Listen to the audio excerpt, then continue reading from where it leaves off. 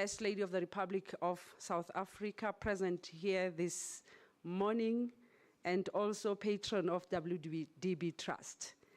Our guest speaker, Ms. Nora Sihunwe, Executive Head of Human Resources at Santam, Professor Edith Paswana,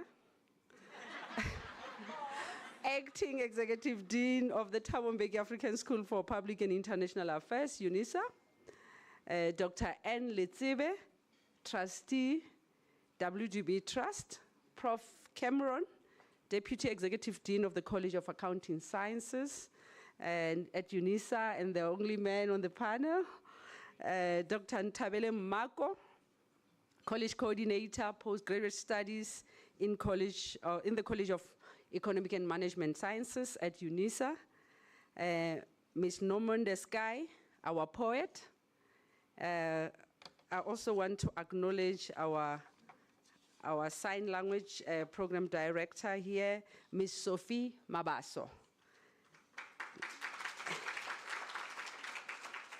Your Excellencies, ambassadors and high commissioners representing various countries in South Africa, members of the university executive and extended management present. In absentia, they are at MENCOM at the moment, dignitaries from national, provincial, and local governments, and friends of the University of South Africa, representatives from other sister institutions of higher learning present here, business communities, our guests, and various research institutions present, representatives from various media fraternal, Unisa staff, and other members of the university community present, distinguished members of the audience, ladies and gentlemen, good morning. Dumelang, Kgorong, Abusheni, Loshani, Sanibonani, Molweni, Molo.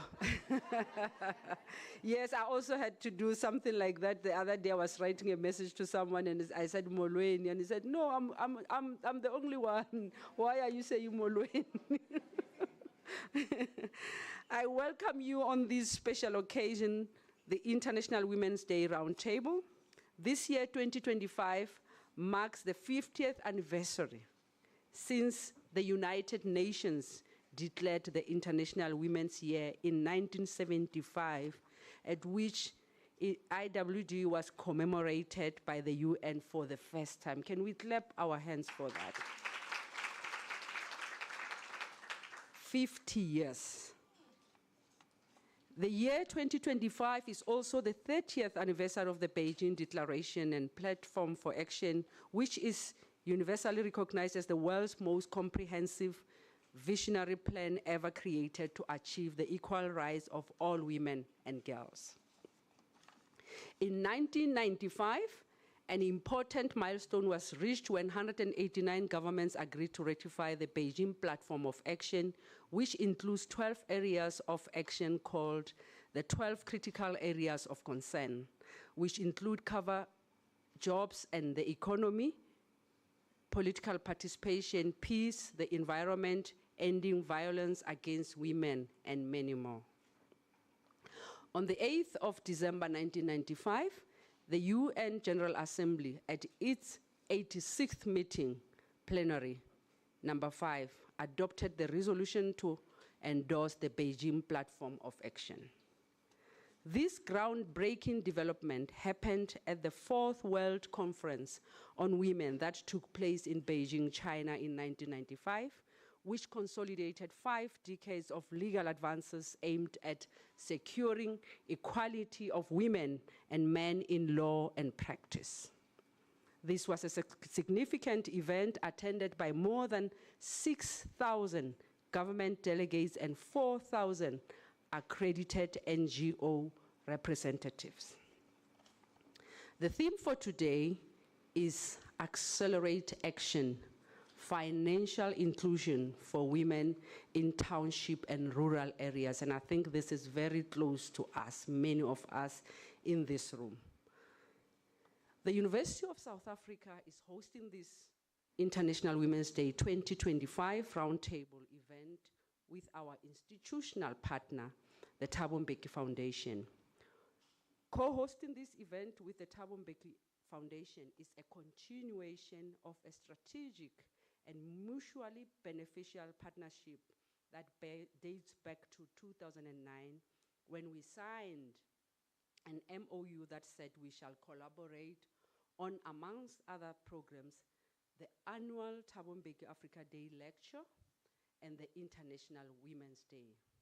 Such is our joint commitment to women empowerment and gender equality that the very first joint event we co-hosted was International Women's Day on the 8th of March 2010. This was at the time when celebrating International Women's Day was not yet a common occurrence in our country. We are very proud to have contributed to making it fashionable to celebrate International Women's Day in South Africa. Can we clap our hands for the pioneers? The pioneers, the Thabo Mbeki Foundation, together with Unisa. May I hear some ululations as well for this? Indeed, we were just seeing this International Women's Day on TV, and we thought it was not something that really we can participate in, right?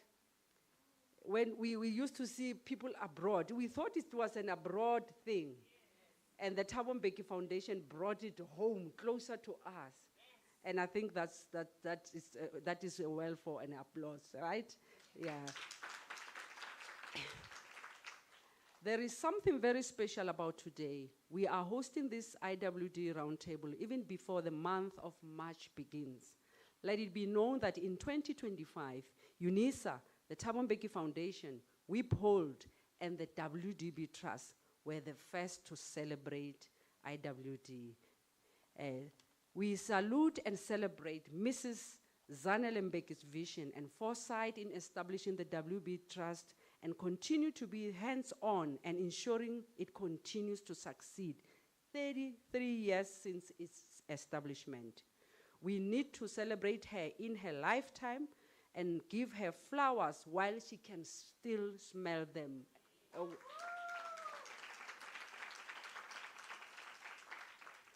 Unisa is especially honored to have witnessed her work ethic, agility, and dedication to the struggle for gender equality, gender equity, and women empowerment. She was the primary mover and played very active role in the preparations and hosting of the first IWD that Unisa and the Thabo Mbeki Foundation hosted on the 8th of March 2010. She continued in the same way for many, many more years. And I think we owe a lot to Mrs. Mbeki with regard to this. And we wish her also to live longer. Because as we see these young women, we were young at some point, and I'm no longer young, but as we see these young women still inspired by her vision, we want her to be able to see the continuation of women's empowerment and gender equality in this country. Mrs. Mbeki was very hands-on in the establishment of the then Thabo Mbeki Institute for African Leadership, Timali. We all know about Timali, which has since grown to become the Thabo Mbeki African School for Public and International Affairs, which is part of our institution, Unisa. She was equally hands-on during the establishment of the Thabo Mbeki Presidential Library, another joint project between Unisa and the Thabo Mbeki Foundation. And may I, because you came to the first IWD of 2025, you are also honored to learn that the Thabo Mbeki African School of Public and International Affairs has been accredited. Thank you. We are going to offer master's and PhD. It's still open. Go to Unisa website and try to apply for your master's and PhD. You can start and be part of the first cohort of this unique establishment. Please, I think there's something special about being the first cohort.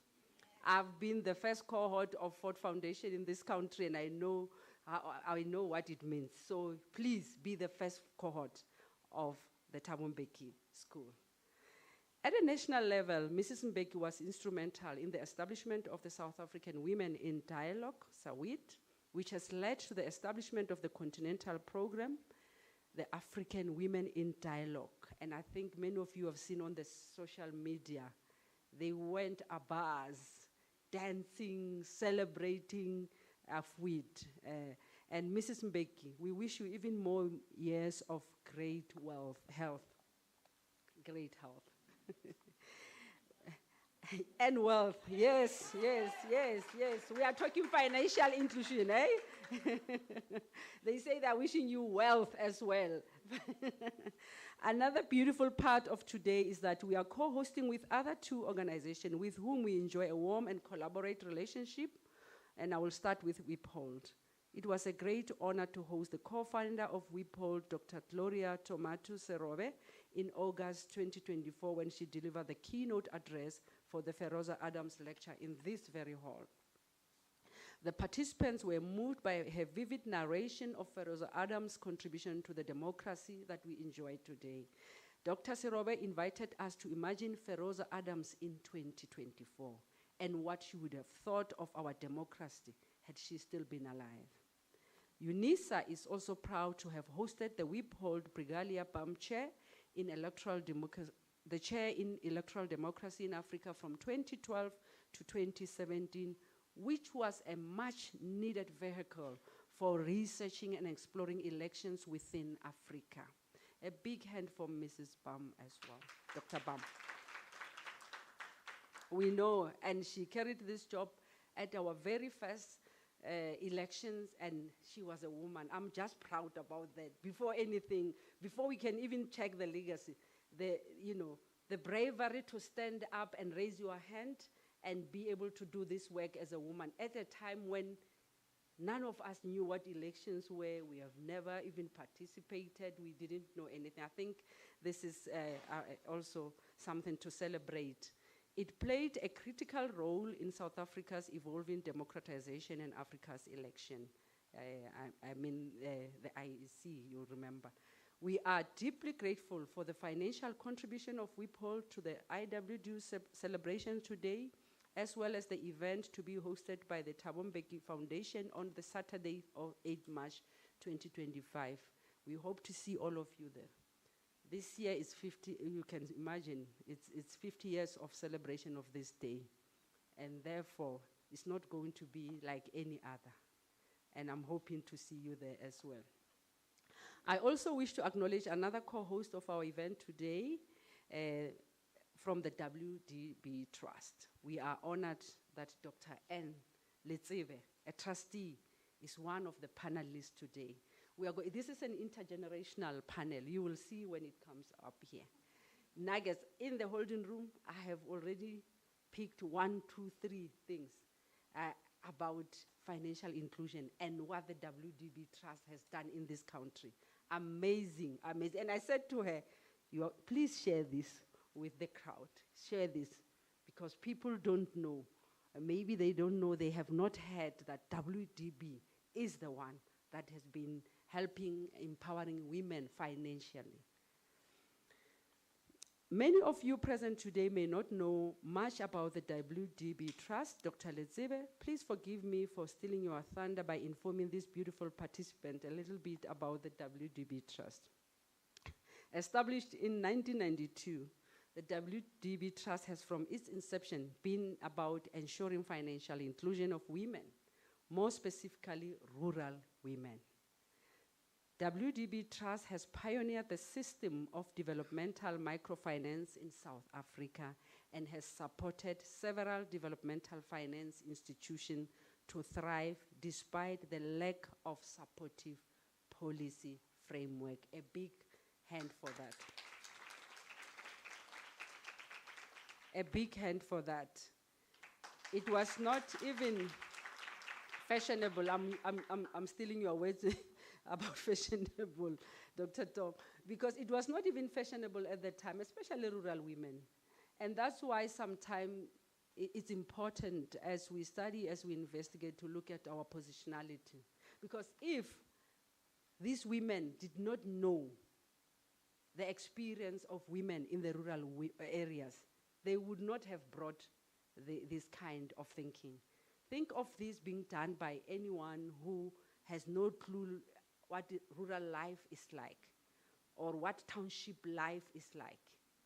So that's why we want more women in these spaces. Because when women are in these spaces, they are able to bring those experiences and the knowledges and the understanding of the social environment where they are coming from to be able to make inroads for other women that they have left in the past. The central logic of developmental microfinance recognizes that rural women, while they may be viewed as unbankable by mainstream financial institutions, they do have social assets that could be used as collateral to secure loans. This model has also demonstrated very high levels of repayment rates for loans by rural women, and it has shown that surpasses the commercial banking sector. We look forward to hearing from Dr. Letsebe on how WDB Trust is continuing to spearhead the financial inclusion of women in rural areas as per the theme today. We are honored to host also Ms. Nora Sihunwe, the Executive Head of Human Resources at Santam, who will deliver the keynote address. We look forward to hearing from her on how her company, Santam, is contributing to financial inclusion of women in rural areas and townships. Okay, I'm gonna skip this one because it's about me. We bring also Professor Kgorong, the Deputy Executive Dean of the College of Accounting Sciences, and Dr. Ntabele Mako, the College Coordinator, Postgraduate Study in the College of Economic and Management Sciences at Unisa. And entertainment will be provided by the poet. Her name is Nomonde Sky, and I have seen some of her riveting renditions on social media. Today promises to be an informative session where we will hear from the keynote speaker, the panelist, and the poet, and I invite you to engage them deeply and ask them pertinent questions on how we can achieve financial inclusion for women in rural areas and townships. Please do remember that today is only the beginning of a series of events that Unisa, the Thabo Mbeki Foundation, WIPHOLD, and the WB Trust are hosting to celebrate and commemorate and mark this hashtag IWD 2025, in the year of the 30th anniversary of the Beijing Platform of Action, as well as the 50th anniversary of IWD by the United Nations. Unisa Women's Forum will also celebrate IWD next week, Tuesday, 4th of March, 2025. Keep your eyes peeled for the invitations to that event as well. Please also look out for our invitation to the African Women's Day event in July 2025. This series of events are a testament to our commitment as an institution to gender parity, women empowerment, and gender equality. I welcome you all, Unisa, the location where things happen, on behalf of the Vice Chancellor. Thank you.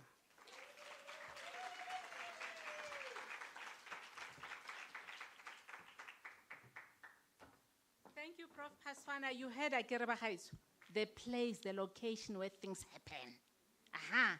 I see a number of familiar faces here, and that makes me very happy that indeed you continue to choose Unisa as a place where our souls can be nourished, where our information can be increased, and where we can also play our role as active citizens of our country to contribute to what needs to be done.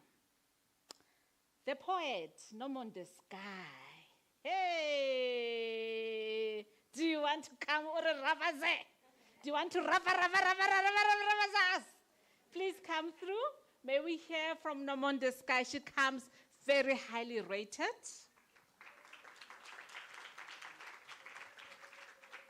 Indeed,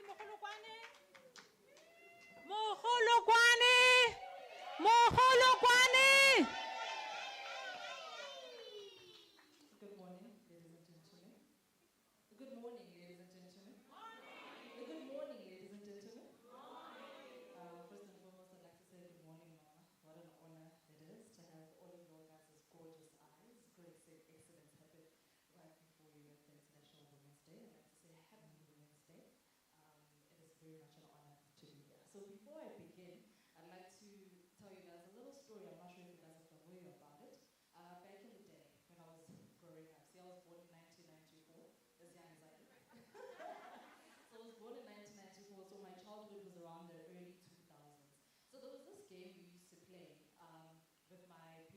phrase.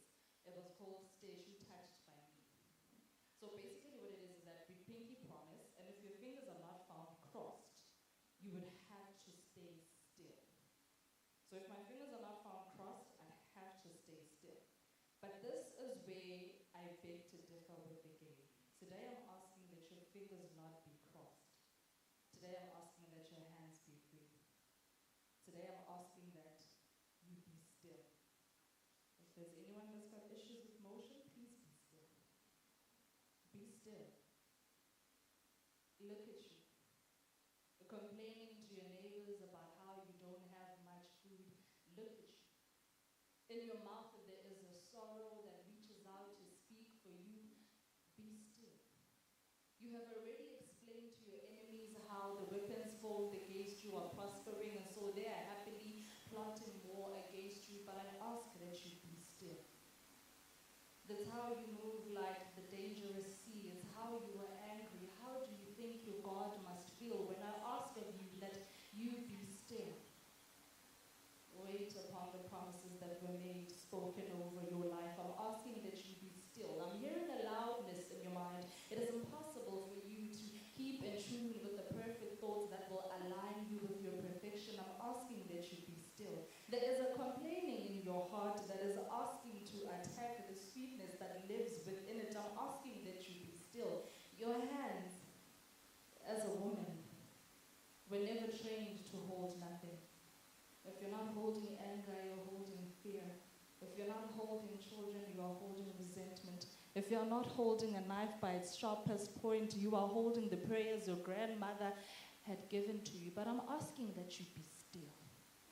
I'm asking that you free your hands as a woman. I'm asking that you unclench your jaws.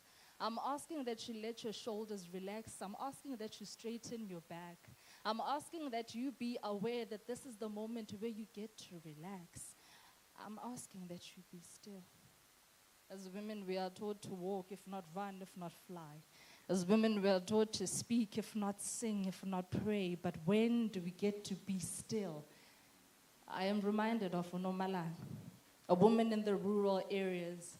When our scalps are familiar with wearing Brazilian hair, her scalp is familiar with carrying wood on her head. When our hands are familiar with holding amazing designer bags, her hands are roughened by carrying heavy water buckets that she must put on her head. She wakes up early in the morning to start a fire. She has learned not to cry anymore because the coal looks at her to be strong and bold. Her children are waiting for a meal of porridge. It has no taste, but it does have an aftertaste. She keeps saying to them, this is where your success will come from. She knows to be still. She knows how to move, walks miles and miles on end just so her children may sleep peacefully, believing that their mother is their hero. She is still. She knows that she does not have to knock on multiple doors. If she has knocked on one door, surely one day it shall be opened, because no God is mute to the cries of a woman. She knows that one day her prayers will be answered, even though they were not served as questions, because he that created her will never leave nor forsake her. She is still. I am reminded of Ayanda, a woman in the streets of Tembisa who wakes up early in the morning to sell snacks that her children have never tasted. She smacks their hand whenever they're about to steal one. They are hungry, but she says, this is where our money's gonna come from. I don't want to be too and short. And so she carefully packs these chips that you look at and say you won't buy because they don't have a barcode. And so she carefully makes sure that she preserves every cent. Even though she doesn't reach her target at the end of the day, she even forgot how to count how much she has made. I am reminded of these women that know to be still. And I am asking you to be still. When your mind wanders too much, when your heart is troubling you, when you can't believe that peace will find you, I'm asking that you don't move. Be still. There are shackles and there are words that are spoken against you, but the more you move is the more you wound yourself. So I'm asking that you be still. Know that the sun will rise again. It cannot always be dark. Just as an example, last week it was raining heavily. Look at how God's sense of humor shines down on us. The sun is up. So I'm asking that you be still. As a woman, as a mother, as a sister, as a daughter, as a caregiver, as a speaker of life, let not your tongue be what curses another being's life. I'm asking that you be still. I'm asking that you know that your cup will again be filled, even though you pour more onto others than you do onto yourself. And I know many of you are dying of thirst because you have been hurt by those that keep taking from you. But I'm asking that you be still. I'm asking that you know that the sun will rise again. I'm asking that you know that a rainbow will be placed on your skies. I'm asking that you know that you are not forgotten. And I've been sent here to tell you to stop fidgeting, stop worrying, stop complaining, stop moving around. Be still. Thank you so much.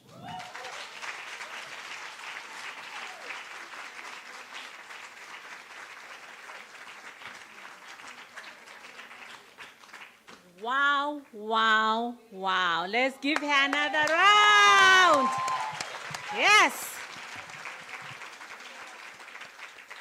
Those of us who read the good book, we know that it also says, be still and know that I am God. Today we are being asked as women to be still. Because indeed life always takes from us. Life always takes from women. We play so many roles, so many responsibilities. Indeed, let's learn to be still. In my other life, when every day I would have like a magnificent Monday, terrific Tuesday, wonderful Wednesday, thankful Thursday, fabulous Friday, Saturday, I always say self-love Saturday. And I invite you to one day in a week to consider yourself.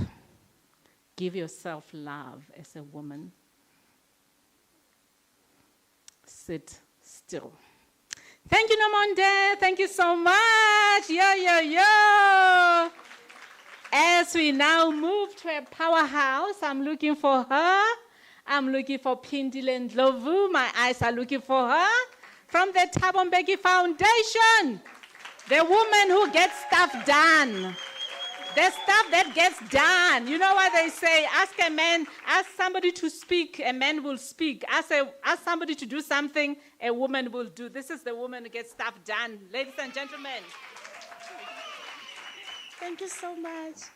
Ladies and gentlemen, I have the responsibility and the honor to introduce our speaker today. I am introducing Miss Nora Sihunwe. I'm Zulu, did I say correctly? Love it. She is the executive head of human resources at Centum Group, responsible for the end-to-end HR function. Her primary responsibility involves formulating and driving the Centum People strategy, aligning it with the business strategy. She's the member of the EXCO and obviously various other board committees. With over 20 years of experience in the financial services, including insurance and banking, she is a passionate HR professional and a qualified life coach. Her previous roles at Hollard Insurance, Standard Bank, Etana Insurance, and Sanlam Corporate have provided her with a comprehensive understanding of the HR value chain. As an executive head, she collaborates with multiple business executive teams, unlocking the potential of human capital and driving the achievement of the company's business strategy. Ms. Nora, we are so eager to hear from you, to soak like a sponge, and hear your perspective on how we might achieve a more financially inclusive society, especially for the women from the townships and in the rural areas, so that they can lead good lives. Over to you.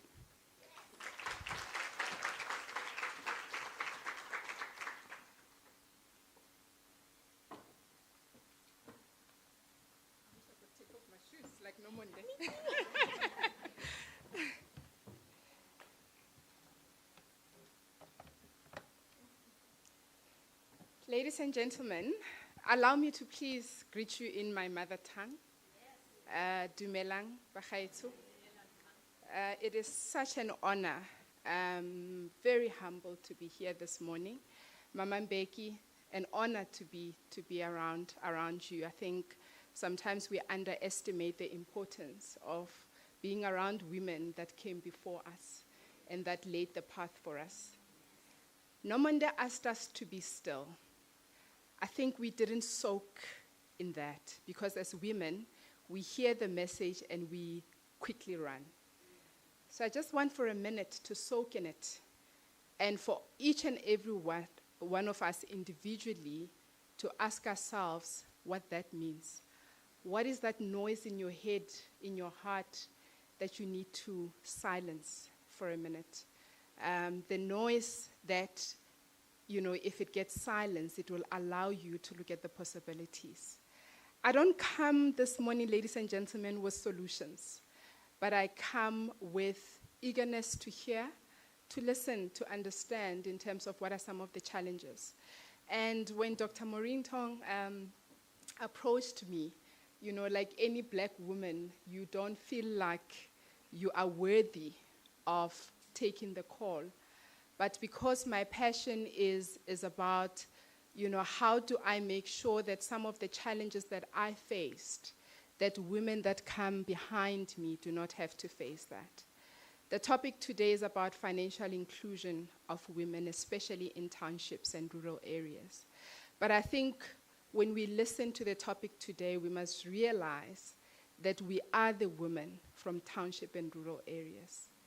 So, just because we've moved to the suburbs and we've moved to the towns doesn't mean that we are not that woman.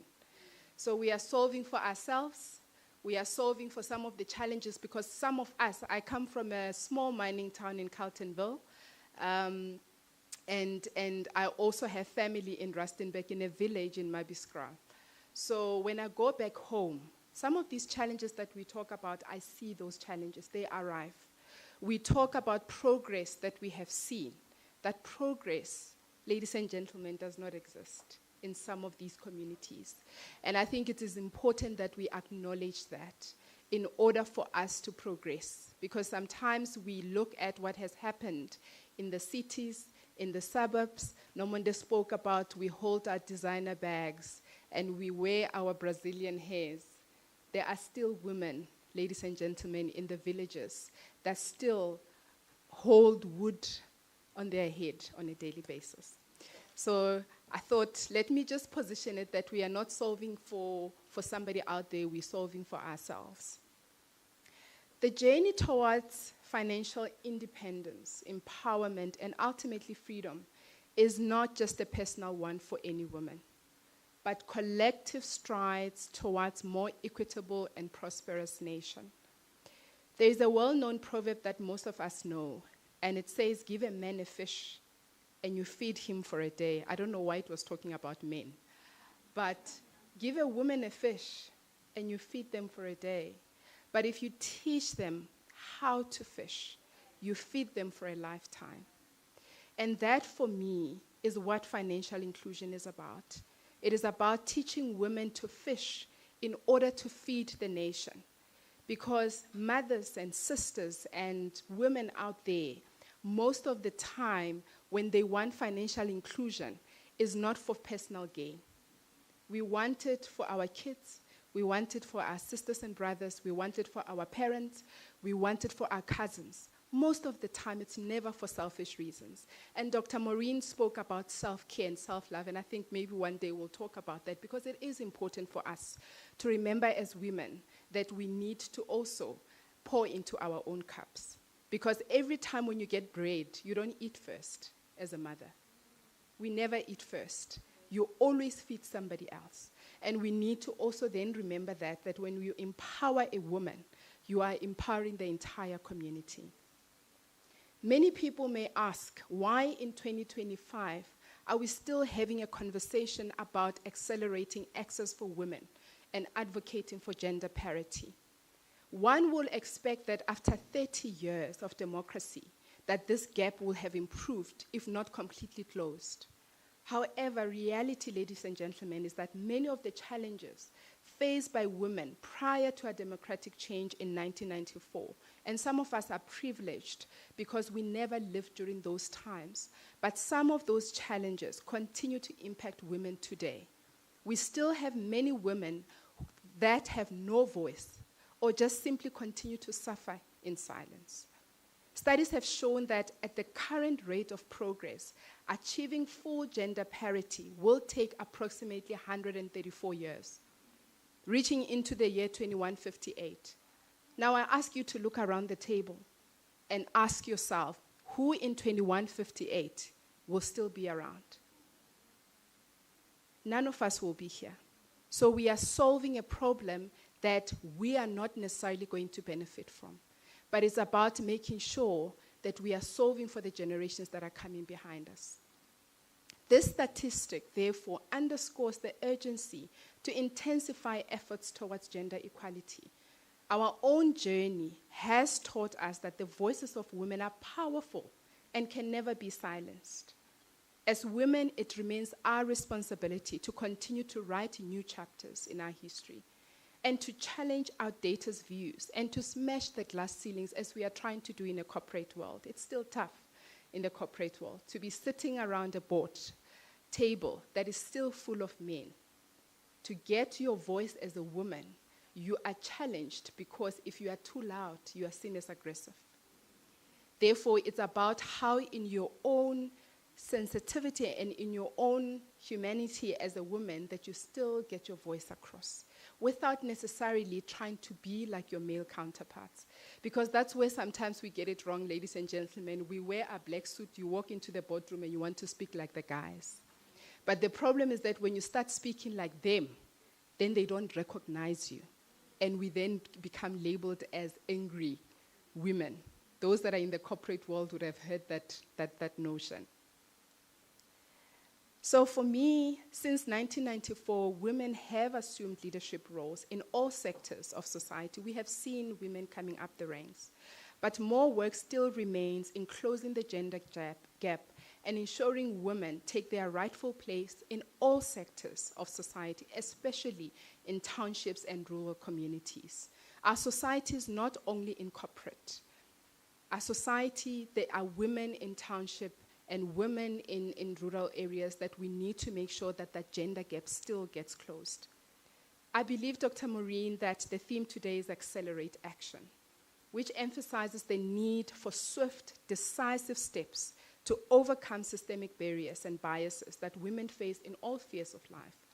Collectively, we can expedite progress and bring forward the realization of gender parity within our generation. And if not within our generation, we can lay a solid foundation for future generations to ensure that when we hand over the torch to our children, the light is bright and strong for them to carry on with the work that we have started.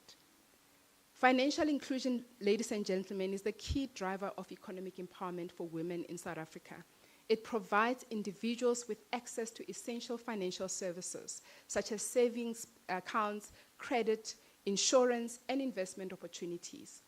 For women in townships and rural areas, financial inclusion is a transformative tool that enables them to participate fully in the economy, to improve their livelihoods, and ultimately secure their futures and those of their loved ones.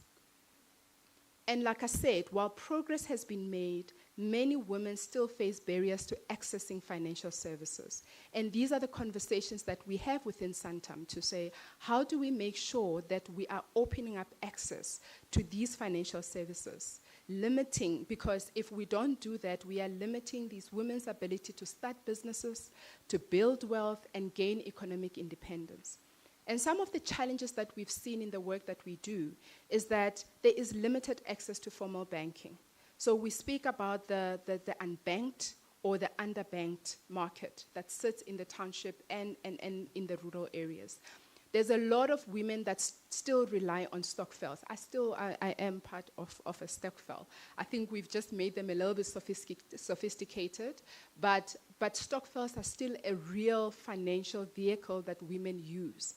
But the question is, what else do we need to introduce in the townships, in those communities to unlock financial freedom? Lack of financial literacy is also quite vital. And we will be looking at how do we start educating, because education is key. And I think it's such an important thing that this topic is happening at Unisa. I haven't been here in a long time, Dr. Maureen. I think I need to come back and brush up on my own knowledge. There's also collateral. So we speak about when you go and you ask for a loan, they will ask, what do you have to show? And that in itself sometimes also does create issues around access to financing. Cultural and societal barriers is also one of the things that we can never, ever not talk about. Because reality is that in some communities, financial decision-making is still male-dominated. So as a woman, you're not allowed to be making financial decisions in some of the communities. And it's about how do we then start changing that mindset. We've got a group at Santam, which we call Santam Women. And part of that is really thinking about what are some of the challenges. For now, the group is still quite internally focused because we need to fix internally before we can fix the communities. But eventually what we want to be able to do is to identify what are some of the challenges out there that women are facing, and what can we as Santam, being the largest insurer in South Africa, what is it that we can do to try and change some of those challenges? And limited access to market opportunities is also one of the barriers that women face in these communities. We therefore need to start looking at how do we invest in financial literacy, in digital inclusion, and accessible banking solution in order to unlock the full economic potential of women in townships and rural areas. At Santam, for example, we have a program called Women of the Future that is aimed at identifying and supporting women entrepreneurs. We also partner and invest in women-owned businesses in order to build resilient communities. So one of our strategy is how do we build resilient communities? These are the communities that we rely on for our business, and it's important that we give back to those communities, and we understand the key and the importance that women play in those communities. The focus on women entrepreneurs is also driven by the fact that as of the fourth quarter of 2024, the unemployment rate in South Africa was sitting at 31.9%. Therefore, there are no jobs. There are simply not enough jobs for every South African that is currently looking for a job. It is therefore important that we nurture informal businesses and ensure their sustainability and growth as an alternative solution to job creation. Currently, the informal sector alone employs an estimate of 2.5 million people. And this is the counted, because we talk about the informal sector. So there might be other people. Nomonde spoke about, the mom that sells, whether it's the Simba chips or the chappies. That mom might not be counted. So that number might be well understated. Townships and rural communities are homes to millions of South Africans, and they are fast-growing hubs of women-owned businesses. From informal traders, we've got small-scale manufacturers to service providers and tech startups. These businesses are a vibrant and essential part of the country's economic fabrics. I've seen some of those businesses coming through the Women of the Future program at Santam. So they are there. There are lots of women with great ideas because they can see what the need is in their community. And they are able to then come up with solutions in terms of how do they then cater to that need. Despite facing numerous challenges, these women entrepreneurs exhibit remarkable resilience and creativity. Gentlemen in the room, forgive me, but I do not think that men can be as resilient as women are. We are strong. I think it is woven in our DNA. We are taught to be strong. But in us being strong, it's important that you remember never to break in the process of being strong. And it's really about that being still, to say, at what point do you realize that I am at breaking point? But the beauty of a woman is that when you feel that you are at breaking point, you fall to your knees. And that's where you then gain your strength and you get up again. Because you know that if you fall apart, there's a community that's going to also fall apart. Townships. Now the question, ladies and gentlemen, we need to ask ourselves is whether enough is being done to ensure that women in these communities get full access to financial services in order to run these businesses. The answer is no. We're not doing enough. I know that Santam is not doing enough. It's a conversation. There is a commitment to making sure that we start doing enough, even though I don't know what enough is going to look like. Financial independence is a critical step towards empowering women. When women have control over their finances, they can make informed decisions about their lives and well-being of their families. Access to financial services allows women to save. We save. We know how to save. You can take 1,000 rand and stretch it. We know how to save. We know how to invest. We know how to plan for the future. It also provides us with the means to start and grow businesses as well, contributing to the economic vitality of these communities. However, empowerment goes beyond financial independence. It encompasses the ability to influence decision and access opportunities. Financially empowered women are more likely to invest in their children's education, healthcare, and overall well-being, creating a positive ripple effect that benefits the entire community. The financial inclusion of women from township and rural areas in South Africa, excuse me, is not just a matter of economic necessity, but it's a moral imperative. As we continue to work towards this goal, let us remember that the empowerment of women is the empowerment of humanity. And together we can create a more inclusive, equitable, and prosperous future for all.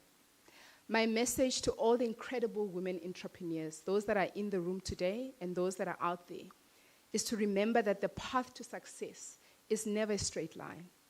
It is filled with challenges, setbacks, moments of doubt, but it is in these moments that your true strength shines through. Embrace the obstacles, for they are the stepping stone to your greatness. Every failure must be taken as a lesson and every challenge as an opportunity to grow. You have the power to shape your destiny. Believe in your vision, trust in your abilities, and never let anyone dim your light. You need to surround yourself with people who uplift you, who believe in your dreams, and who will stand by you. Your network is your net worth. Find a mentor, someone who will guide and build you and help open doors that you might not have access to. And that's where corporates like Santam come in, where you can find mentors as a young entrepreneur that is really trying to start up to say, how do I build this business? Reach out to those corporates, reach out to Santam to say, can you help me put together a business case so that I can access finances? Because for you to access those loans, you need to have a solid business case. Do not be afraid to think outside the box, to take risk, and to push the boundaries of what is possible. The world needs your unique perspective, your creativity, and your bold ideas. You are the change makers, the trailblazers, and the visionaries who will lead us into a brighter future. As you continue on your entrepreneurial journey, remember to lift others as you rise, because as women, we're not good at that. And I really want to speak to us as women to say the enemy of a woman is not a man. The enemy of a woman most of the time is another woman. So we need to remember, as you rise, you need to lift up. Empower the women around you, mentor the next generation, and create a culture of collaboration and support. Let's start building a world where women entrepreneurs are not the exception, but the norm. In closing, I want to leave you with a quote from Tata Nelson Mandela. It always seems impossible until it is done. Keep pushing forward, keep knocking on those doors until your fingers are tired, and keep striving for excellence. The world is waiting for your brilliance, and I have no doubt that you will achieve extraordinary things. Thank you all. May your journeys be filled with success, with joy, and with endless possibilities. Thank you very much.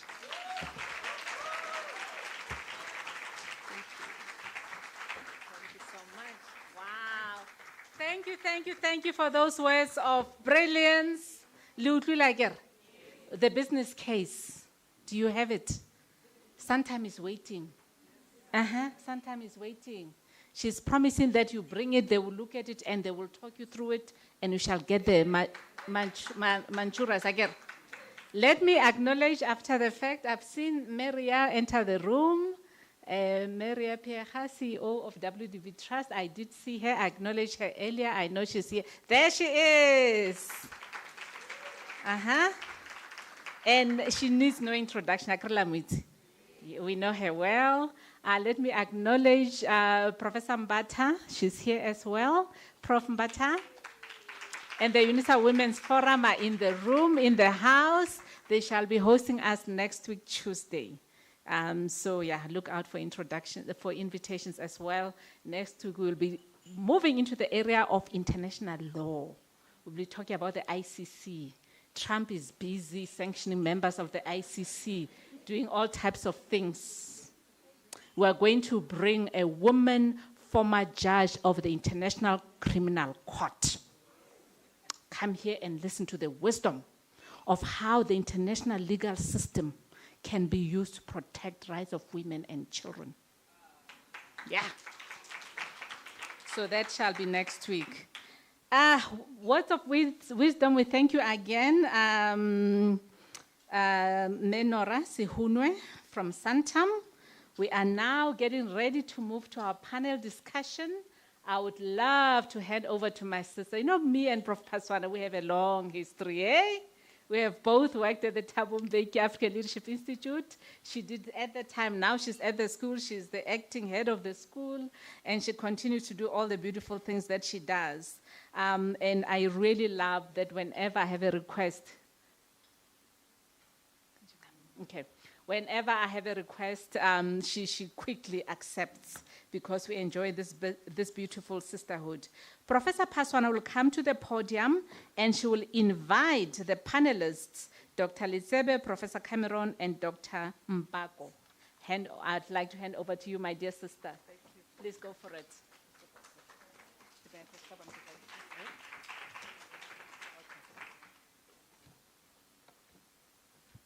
Good morning once again. Morning, morning, morning, morning. What a theme. Accelerate action. Yo. Thank you, Mesikue. Thank you for your beautiful message that actually took us to really understand some of the challenges you as someone from financial sector or financial services are dealing with. And I'm really, really pleased to hear about the Women of the Future program that you have started at Santam to help entrepreneurs as well. And I have some takeaways when we were speaking to the entrepreneurs as well, women, that they must be able to take risk. They must know that the world needs their brilliancy, and also that they must begin to think out of the box because they can be helped there, and they must be able to lift others as they move, as they rise as well, and also they must not stop knocking at the doors. They must just keep on knocking on the doors. And I think there's a lot of takeaway for all of us to take and be able to think about this. The barriers, she touched on the barriers for women, and I think I have heard about the unbanked, but today I also heard about the underbanked. Yeah, and I think I will talk to you more about this underbanked. I think it's a new concept for me. I'm used to unbanked, not the underbanked. So, you know, so you can see that I just want to know how do they define it, and I think we will have time to talk about this. But thank you very much for your speech and taking us through. And the topic, Accelerate Action, Financial Inclusion for Women in Township and Rural Areas. Perhaps I thought, let me look, I mean, I know that definitions are highly contested, right? We don't agree on how we define things.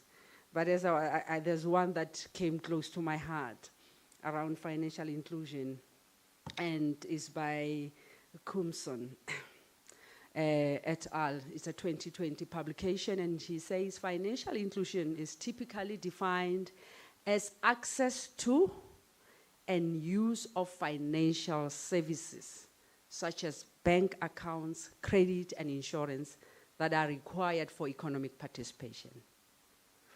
I thought it was a simple, nice explanation for anyone who might be asking themselves, what are we talking about when we talk about financial inclusion?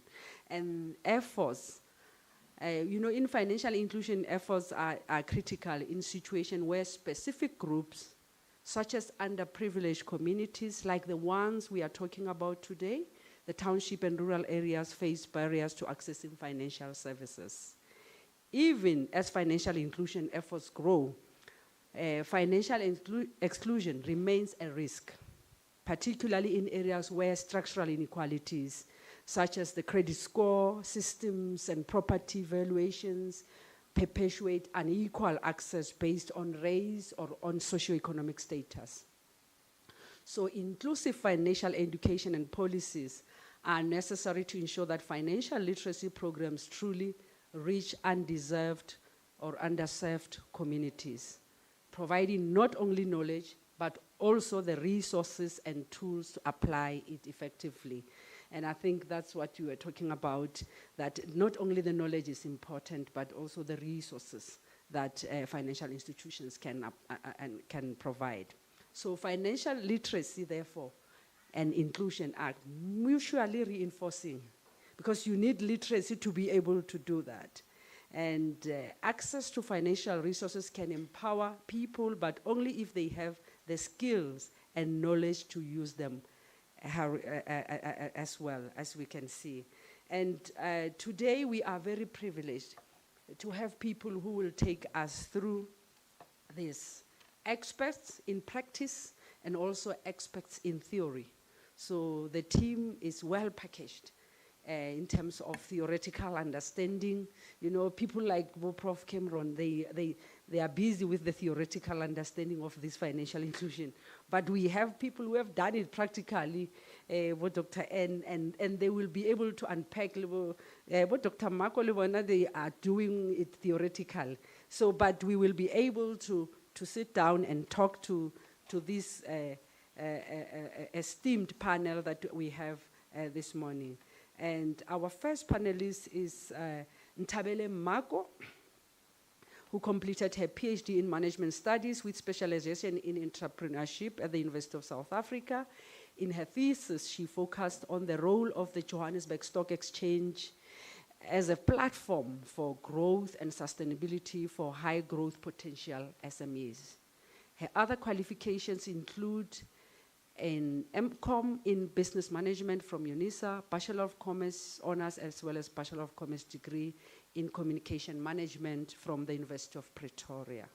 She has served as a section head of entrepreneurship and is currently the college coordinator, postgraduate studies in the College of Economic and Management Sciences at Unisa.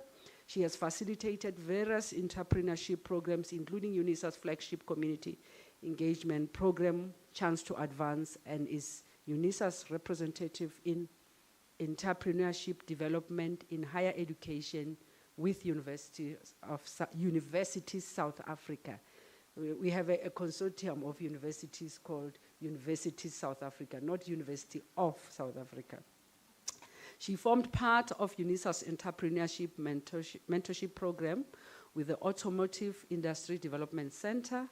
Dr. Mako plays a meaningful role in the organization and execution of Unisa Small, Medium, and Micro Enterprises Summit, Annual Student Entrepreneurship Week and the Entrepreneurial Decolonization Public Lecture, having been employed at Unisa for 14 years in 2025. She understands the importance, contribution, and role this institution plays globally as an open, distant education provider. In addition, Dr. Mako is also a certified business advisor. A warm round of welcome for Prof. Mako. Dr. Mako. Professor Kgorong Mudisani, Deputy Executive Dean of the College of Accounting Sciences. His career started at PricewaterhouseCoopers in 2009, where he worked as a trainee auditor. Later, he acquired a PhD in accounting sciences from the University of the Northwest, while working as an audit manager at the Auditor General of South Africa. Mudisani says, a hard-working trailblazer in his own right, he completed his PhD in 3.5 years at age 33.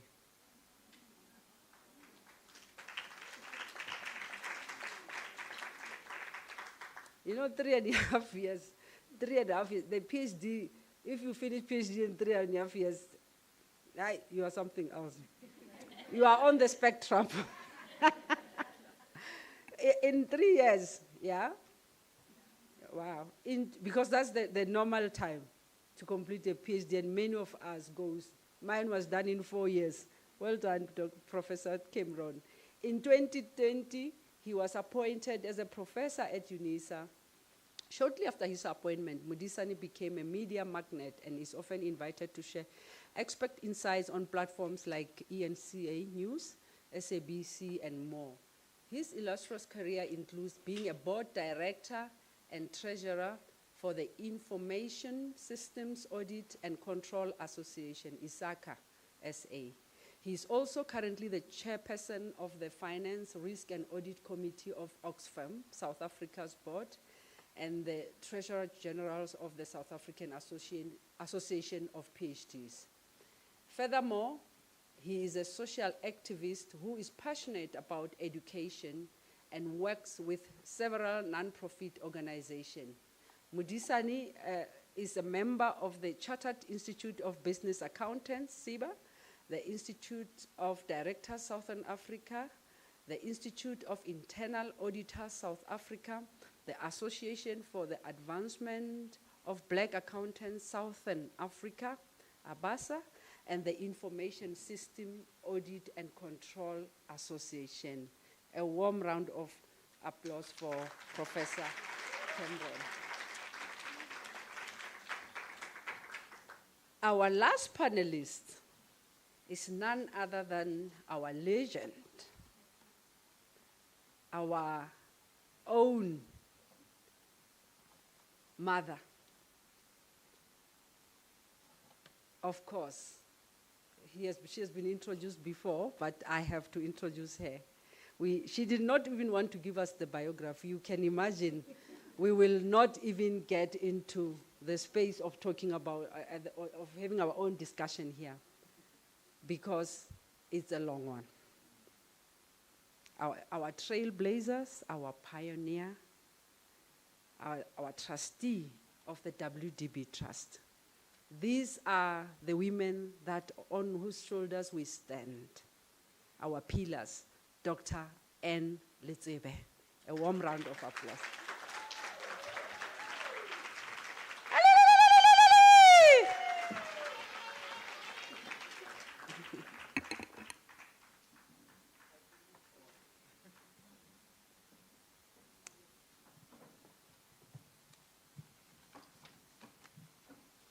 Okay.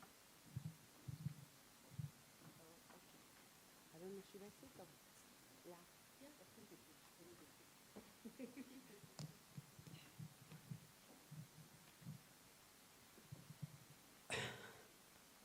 Welcome. Can we also have another round of applause for our panelists?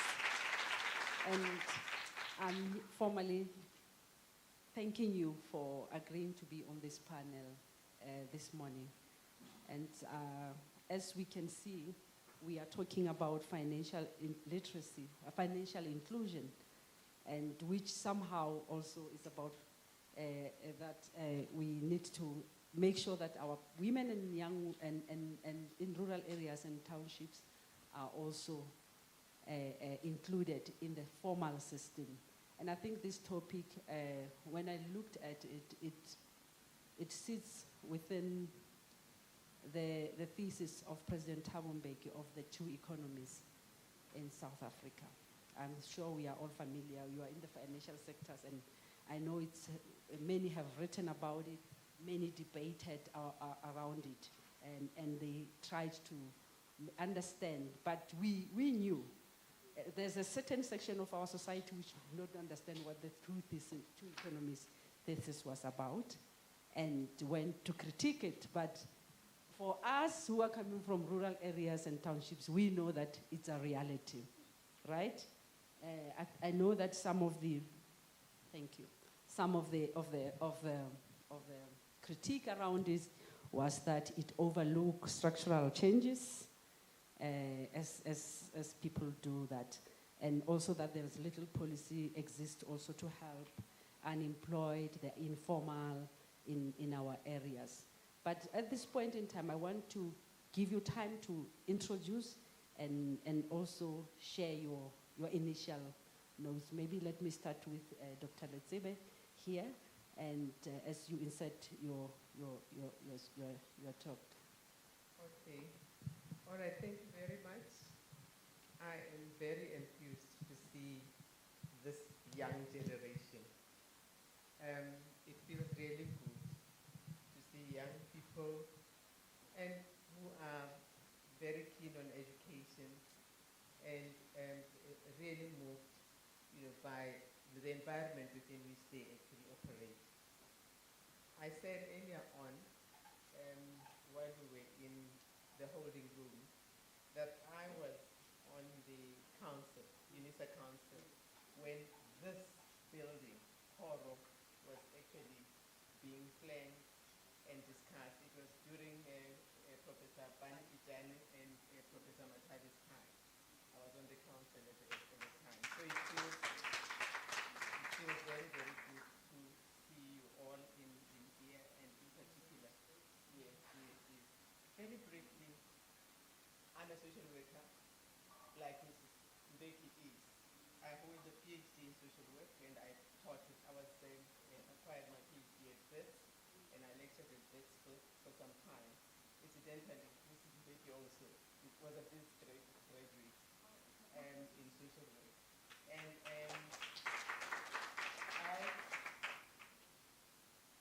I've worked in the field, social work, issues of development, things that social workers do, and all the way. And as I said, I also was a lecturer at this for 17 years. Having gone there at a time when black people, at that time, because when apartheid was really at its highest, where we qualified at the then Chapel, University of the North, and now University of Limpopo, and were not allowed to actually study in these universities, which were white universities. I always narrate the story of the professor that actually fought for us as graduates, university graduates from those universities, Bush University, to actually get, and she insisted that we were going to study there. So my postgraduate, the first degree that at second, or my honors degree, was under protest by that Afrikaner woman who said they will study here. Let's fought with them, and they thought she was crazy. But I then got to understand that she actually had experienced discrimination at a conference somewhere in Kenya. It was an international conference where she was told, you don't belong here because your country does this to black people. But she fought for, we got our registration as we graduated. It was in the week when we graduated because she insisted that we were actually going to do this. That was the beginning of it. It was this woman that actually did this. And I finished my master's and PhD there. And then I went to work in the presidency. But before I went there, I was president of the Black Social Workers Association at the time. But I also did work with the women. The women's movement at the time that was really fighting for what we're saying needs to happen now, and which is still a long way away. Sister Nele and a whole lot of other women actually pioneered some of the processes. The National Women's Coalition, I was the deputy to our first speaker, Frene Jinwala, at the time. I was the deputy her deputy in the Women's National Coalition, which produced the Charter for Effective Equality. actually did research across the country, across race, all women, and we actually learned just how similar we are, the experiences that we had, although white women were actually way above us, under apartheid. So maybe, and then, well, I retired from the presidency. I worked as the head of the cabinet office. I worked with all the presidents. I worked with the Deputy President Mbeki and worked with him when he was president. And then all the others that came after. And when Zuma came, I was due to retire, but they asked me to stay because one thing true that we don't know is that politicians are politicians and they don't know about systems of cabinet.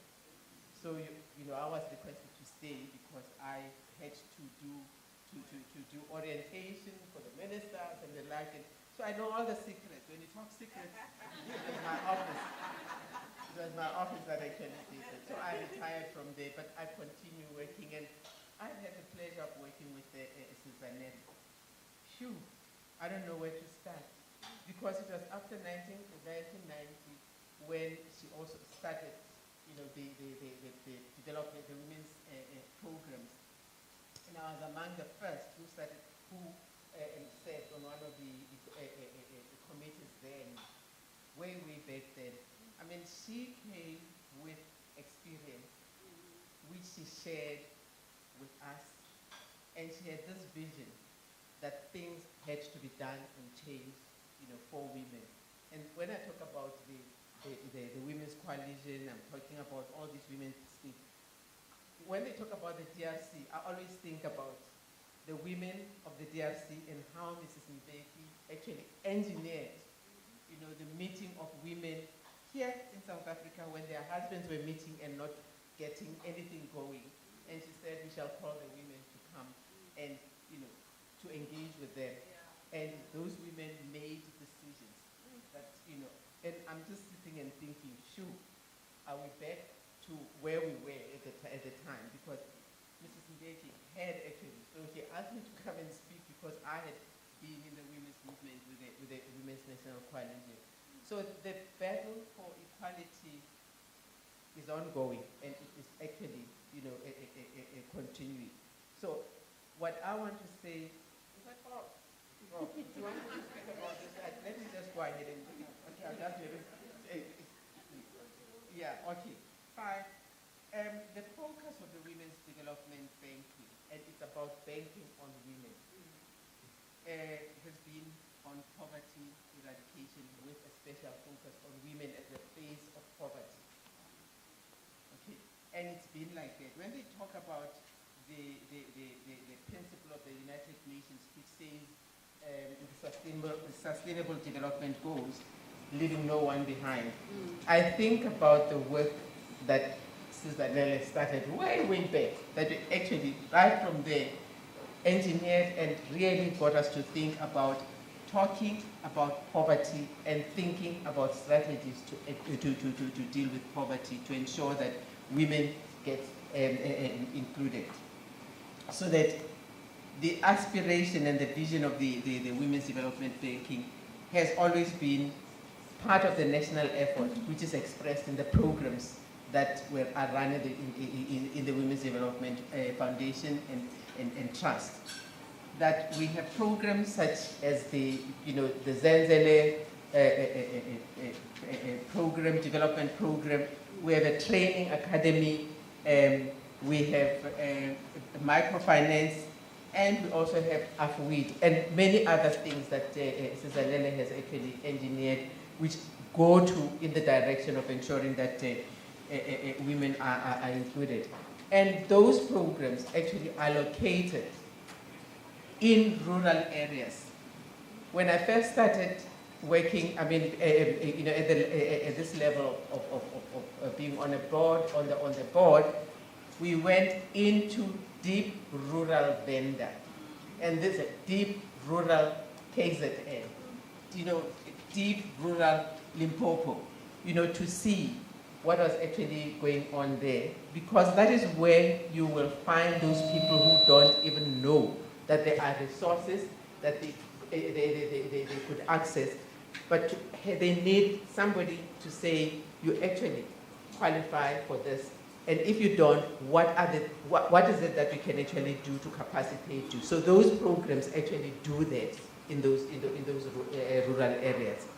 So, and we have listened to inputs on the current context relating to financial inclusion and exclusion.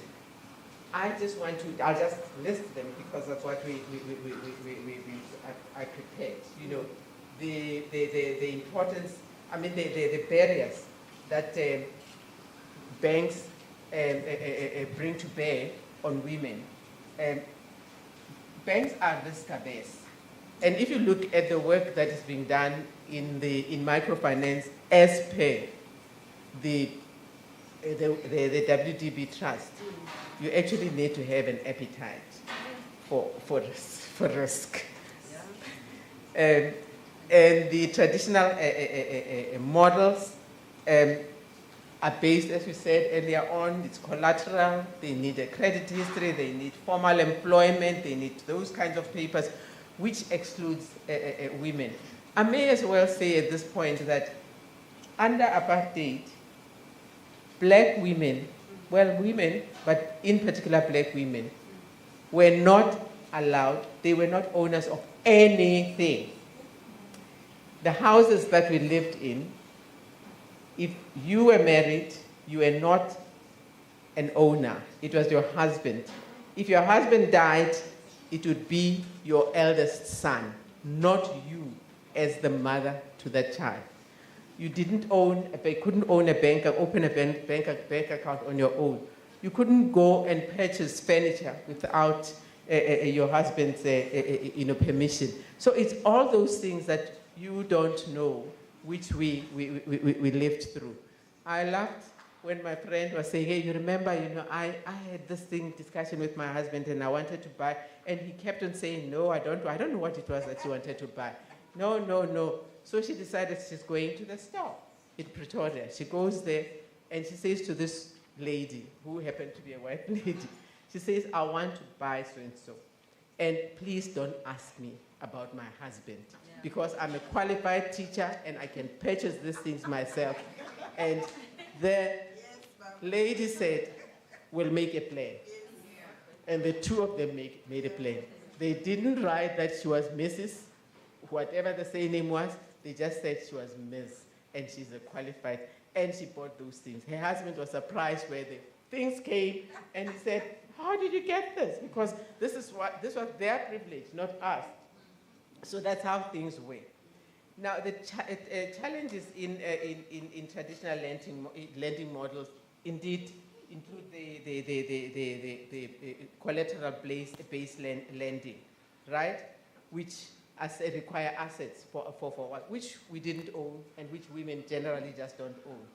They want credit history, right? There are requirements, and many of women just don't have. There's a strict documentation and bureaucracy, in the process, right? It's complex, and it requires, people to be in formal employment. And as I said earlier, there is risk aversion. So they look at women, in the informal sector as, don't touch. You don't allow them into this system. Now, the alternative model that the WDB has actually, that has inspired the WDB, per Mrs. Zanele Mbeki, is Professor Yunus Mohammed's model, the Grameen Bank model. Now, because it actually allows people to take loans with no collateral. But as I said, you actually need to have an appetite for risk. It offers financial services for unbanked women, and it could actually also be, in fact, it has been, in our experience, a pathway to stepping into and migrating into commercial banking. Its repayment structure, Lerato, I think, and Ria will also, during a question time, will also tell you the nitty-gritties. The low repayment installments in the form of weekly payments, small ones, yeah, okay. And then its principles are based on group lending. Now, when big banks want collateral, they depend on the groups that they actually work in for people to be able to pay, almost like our Mokodiso. But it's a more formalized thing where the members of groups are actually watching each other and ensuring that they actually have to pay. And you have to trust each other. It's a trust-based module. And WDB in those areas, because of the lack of financial literacy, conducts training programs for those women and for the facilitators. This approach also allows women to take loans and then gradually take higher loans as they go on. I think they said it starts at about 3,000 and they can go up to 20,000 rand depending on their payment and their ability to pay. And the community-centered approach that they use actually ensures that people pay. They are ashamed if their group, has been identified as one that does not pay. So you have this kind of peer support and peer pressure that actually makes, but you have to believe in women. And in fact, I think that this model tells us a lot about what was said earlier on about educating a woman, you're educating a nation. Indeed, because they feed their children. With the little money they make, they actually do that. And in this instance too, trust in women, and they are able to pay back. And they say, my colleagues will actually tell you what their experiences have been in terms of payment rates. But you have to believe, one person that really believes in this is Mrs. Mbeki. When you talk about risk, she will say, let us do it, and these people will actually, and indeed, we have actually seen it work. Obviously, there are also, where there are risks in this, and there are several mitigating factors that are put to bear in the program, which can be, discussed. I don't want to take more time, but there are mitigating factors that are actually, utilized to address the issues of risk. Thank you so much. I know you have a lot to say, perhaps during question and answer. Yeah. Thank you so much, Chair. I'm actually the thorn amongst the roses here, amongst women. I'm really honored to be here and to be invited to be with you. I'm not sure whether the mic, is it me or? Is it discriminating on me because I'm a man?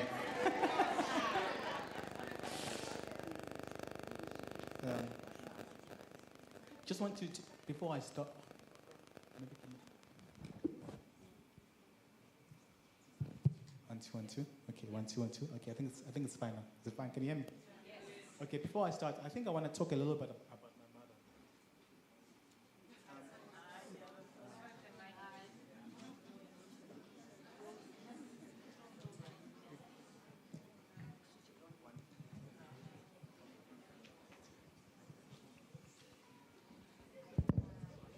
Okay, now I'm back. Okay, sorry about that, colleagues. Just want to start, before, this topic is actually quite close to my heart.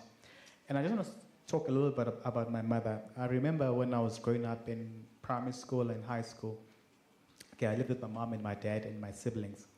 And what was interesting was that obviously my dad was aiming higher than my mom, but it was that my mother at home was the one who was actually taking care of the finances. She was the financial manager of our households. So she's the one who made sure that obviously they pay for our school fees, there was food, etc. And what was interesting was the fact that, at least my dad was honest, the fact that, my dad would give the banking card to my mom, and mom would just pay for everything. And it talks to the issue, the fact that women are actually capable. given the chance and the space, which I think is important, which should be happening in our country. And financial inclusion is mainly about ensuring the financial, in terms of making sure that financial services are affordable and access as well. The biggest problem that we have in our country is with regards to access to financial products, access to financial services. And tragically, despite the fact that in this country, in this world, there are more women, but the financial exclusion is disproportionately excluded. Women remain excluded. Just to give you some stats, according to FinScope South Africa, a survey, about 47% of women were financially excluded compared to 39% of men, which is a tragic state in our country. And women are less likely to have, for example, banking accounts, insurance policies, access to credit, etc., which hinders their ability to save and also to have businesses, which I think is important. It's important that we empower our women in our country in order for them to own their businesses. And also, the only way we can actually have growth in our country is by ensuring that women are empowered financially. I work with a lot of women, feminism, for example, at Oxfam, South Africa. It's a feminist organization, and I believe I'm a feminism ally, if you like, feminist ally, if you like, because I work a lot with women, and I do believe in the empowerment of women. And it starts with having programs which are in place, particularly around the financial literacy, and something which I've seen also in this university is the fact that I attend a lot of graduations, and you'll be surprised that a majority of people who graduate at this university are women. But the challenge is, why is it not translating in our society? Why is it not translating in terms of them being the owners of the means of production? Something that we need to look into. And it talks to our government needs to have coordinated policies and government policies to ensure that women are actually empowered. Just to talk about the law, for example, we do have some regulation around financial inclusion under the Financial Sector Regulatory Act of 2017, whereby, for example, we do have the Reserve Bank, which does have a section which goes to empowering women, and it should be exploited as much as possible. And also we've got the Financial Sector Conduct Authority as well. There's also a clause there which talks about women should have access to financial products in a fair and also in an equitable manner, which is tailored towards their need, specifically in rural areas, in townships, whether they own small businesses, whether they own the little spaza shops, or their own.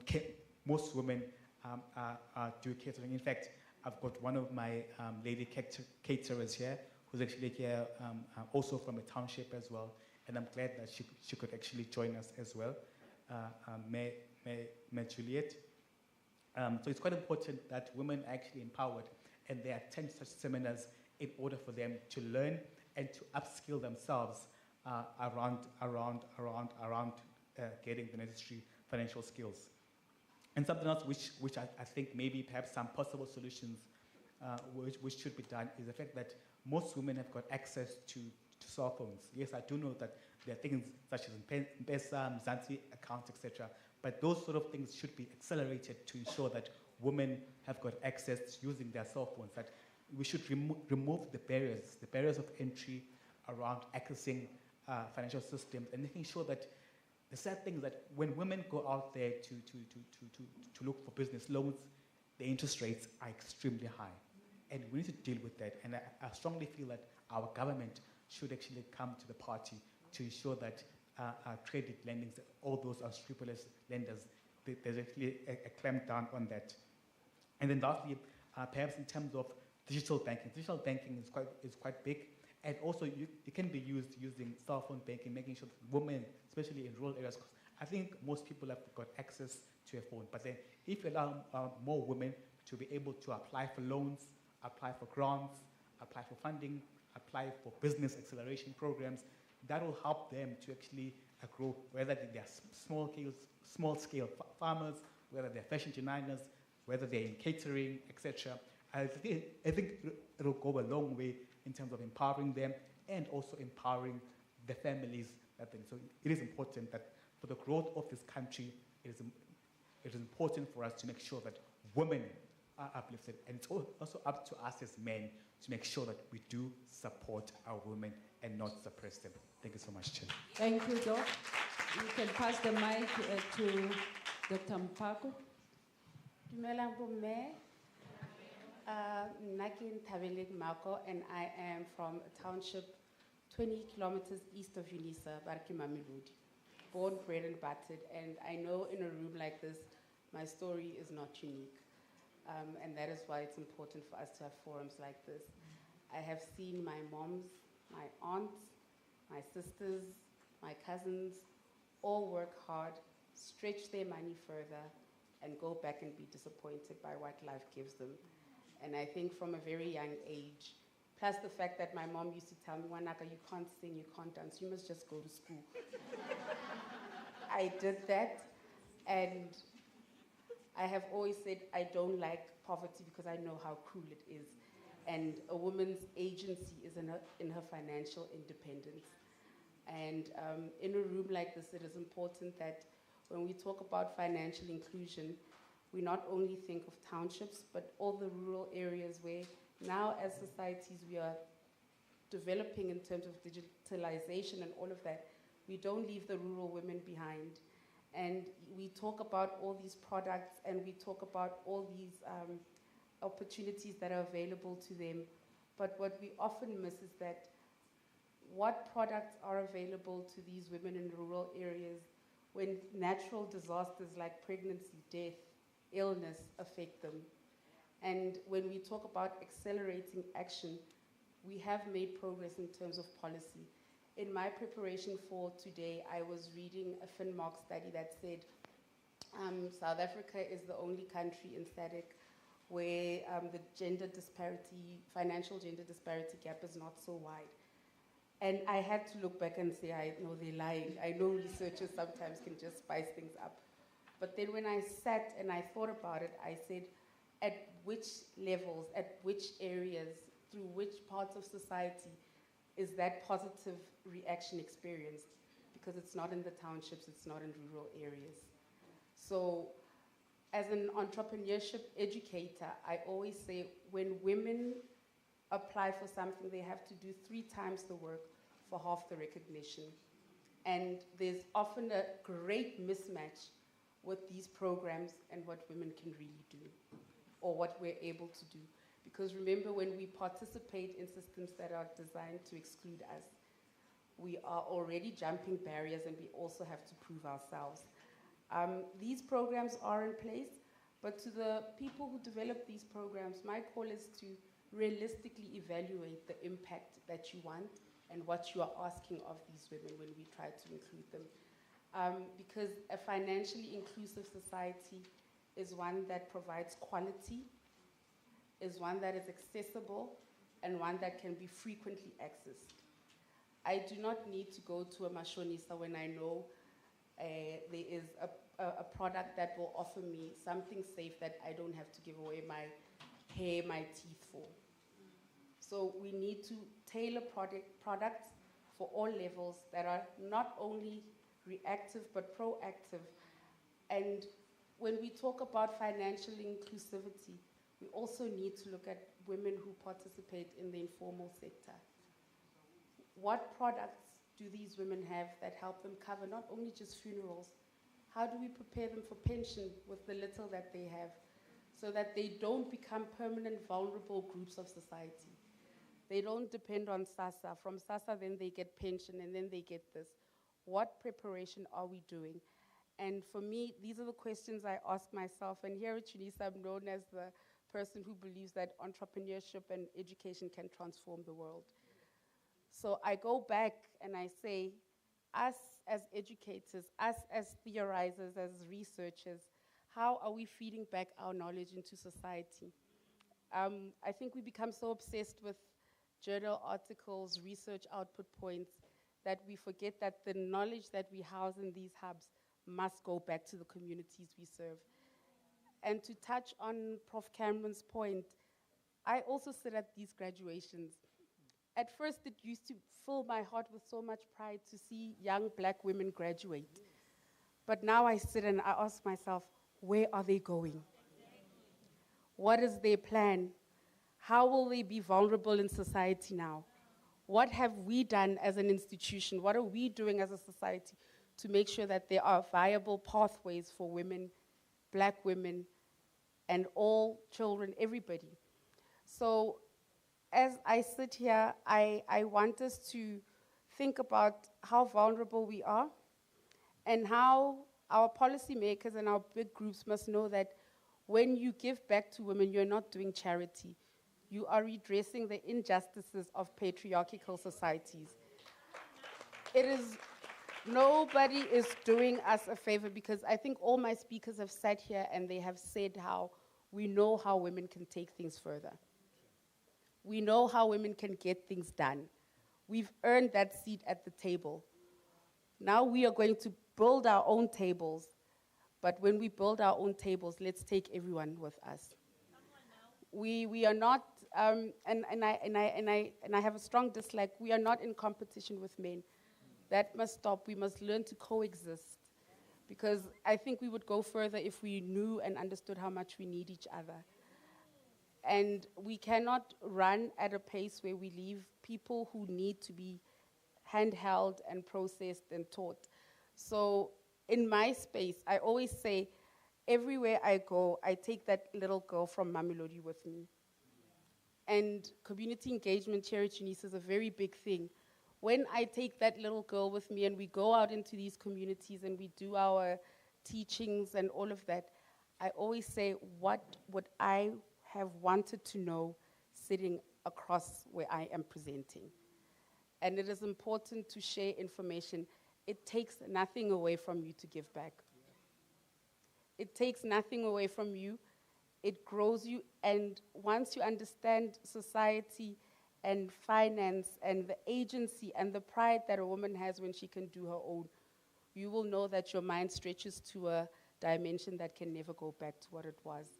So I am not here to say people are getting things right, people are getting things done, people are not getting things done, but I'm saying let's keep it moving. We've made progress.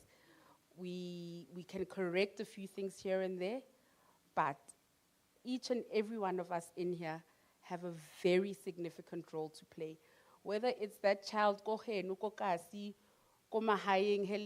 Easter, when you go on Easter weekends, if there is a book that they can use to learn something about the world, that'll teach them that what you see here is not what exists out there. There has to be more.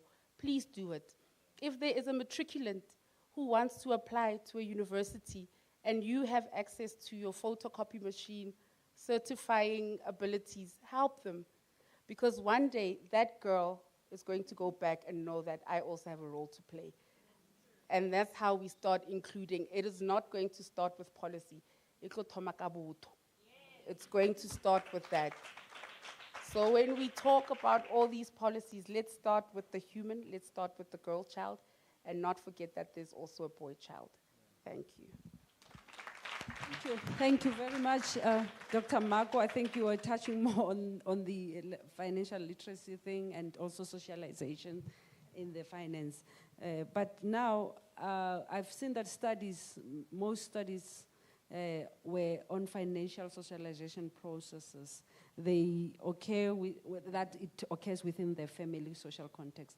And I would love to hear how even including you, Mama, because you are actually a generation earlier than ours, and how are we financially socialized in the family context? How does the family socialize us around finance? Because I think that's also something that the studies are showing. I was reading a recent study. Someone is doing a PhD on financial literacy as well. And I had the privilege of reading that proposal. And it's around 18 to 25-year-olds in South Africa, second-year students at our universities around the countries in various provinces. And one of the things that the study is arguing is around how we are socialized at home with money, how we handle money as well. And perhaps maybe you can share about how do we socialize? Prof. Baswani, we did a project with backyard mechanics. This was primarily based on the research that we had seen that in black-owned businesses, when the founder dies, the business often dies with him. So we don't have a culture of knowledge transfer, especially amongst black men who, if she knows how much I earn, she'll want to waste it mentality. We saw that in the backyard mechanics we worked with, who knew the job, the technical abilities very well, but they were not teaching their kids how to take over a business one day. Some of us are first-generational entrepreneurs in our families. So while you are still at that interface of being the first, you still have so many responsibilities that you need to feed into. You have a social status to maintain, you have bills to pay. So as black people, money is often taboo. It's such a taboo subject that it mustn't be spoken about openly. And what we need to change is that when you teach your young children how to understand and manage money, it no longer becomes dealt with as a way of fear or processing. I can personally say I was socialized in a way where I only saw my mom's money work most of the time. And through experience, I don't want that for my children. And when we start teaching financial education and financial literacy, we must talk about the benefits of money in children, and as a transformative thing and not a transactional thing. And that brings in the investment education. How do you teach a young child to invest? What does investing do for them? Okay, if you put away 5 rand today, in 5 years it becomes that. So we've got a lot of work to do, but that's just my input for now. Yeah, thanks, Chair. Thanks, Chair. I think for me, it's important that these financial skills, they're actually taught at a very young age. If you teach young kids, even in primary school, that when you give them pocket money, to say, this is, I'm giving you pocket money. I don't know, how much do you give kids nowadays? 50 rands, 100 rands for lunch money. That they should learn how to save. And if you're teaching them that, you must save if they want to buy something, even if you've got the means as a parent, don't buy it for them. Teach them that I'm giving you this money, this is your allowance for the week or whatever, but learn to save. If you want to buy the next, Xbox or whatever it is, learn to save. And it goes a long way. It will come in handy one day when you are an adult. And also the whole thing of budgeting, having those budgeting skills, and it comes from that, coming from home, having those skills. Something which I've seen to be a problem also in the black community, the fact that we don't save. We don't have a culture of saving, which is fine enough. It's the same amongst us as professionals as well, that we don't save. We don't save for the future. It's all about the here and now. It's all about let's pop bottles, let's pop champagne, but you don't think about retirement. For example, how many of us are saving for retirement? Many people are not saving for retirement, and I promise you, that sort of thing, it will catch up with you one day. Some of us are not even saving for medical aid, etc. We don't have a medical plan, and that sort of thing, it will catch up with you. And those sort of things, it's all about having that financial education and planning for the future and knowing what if something were to happen to me, if I were to be in an accident, I should be able to take care of myself financially, take care of my kids, take care of my family, etc. If I were to retire one day, will I have enough funds? Will I be able to maintain the same standard of living that I'm living today? Most of us, if we're to lose our paychecks, we are 1 or 2 paychecks away from poverty. Most of us, unfortunately, both black men and women, unfortunately. The fact that we don't plan for the future, and it's important that we learn about the importance of saving for the future, and having this these programs. And I do know that there are some government policies around teaching people and talking money. But the thing is, the moment you start talking about money to people, some of them are like, there's the accountant that get bora. You know, they feel like, you are boring when you're an accountant. Nah, I want to have fun now. But they don't see how this thing has got a ripple effect. Again, people are not even saving for their kids' education. And I know that it's mainly women who think about such things in terms of saving for their kids' education, because I was talking to another, I was actually looking at my sister's school fees. I'm comparing when I was doing first year tax to the fees that they pay now. 100,000 rands per year. It's quite expensive in terms of paying for education fees compared to back in my day when we were paying about 20,000 rands for a degree in accounting. Now it's about 100,000 rands. It has increased a lot. So it goes back to saving. We need to save for the future. Thanks. Thank you. I think you're touching a very important thing around pension, planning, and also savings. I just recently learned that in South Africa, if you are earning 1,000 rand now, your current salary is 1,000 rand, just know that at pension is going to be 310. It's 31%. You'll get 31% of your current salary now for pension. So which means we need to really save a lot.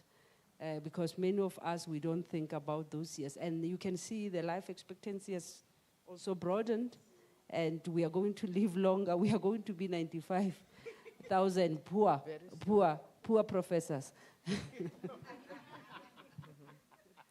Yeah, no, I think a lot of the things that I'm thinking of have actually been said, but I just want to say one thing, that indeed, very little is done in families about educating, our children, grandchildren about, financial management and literacy.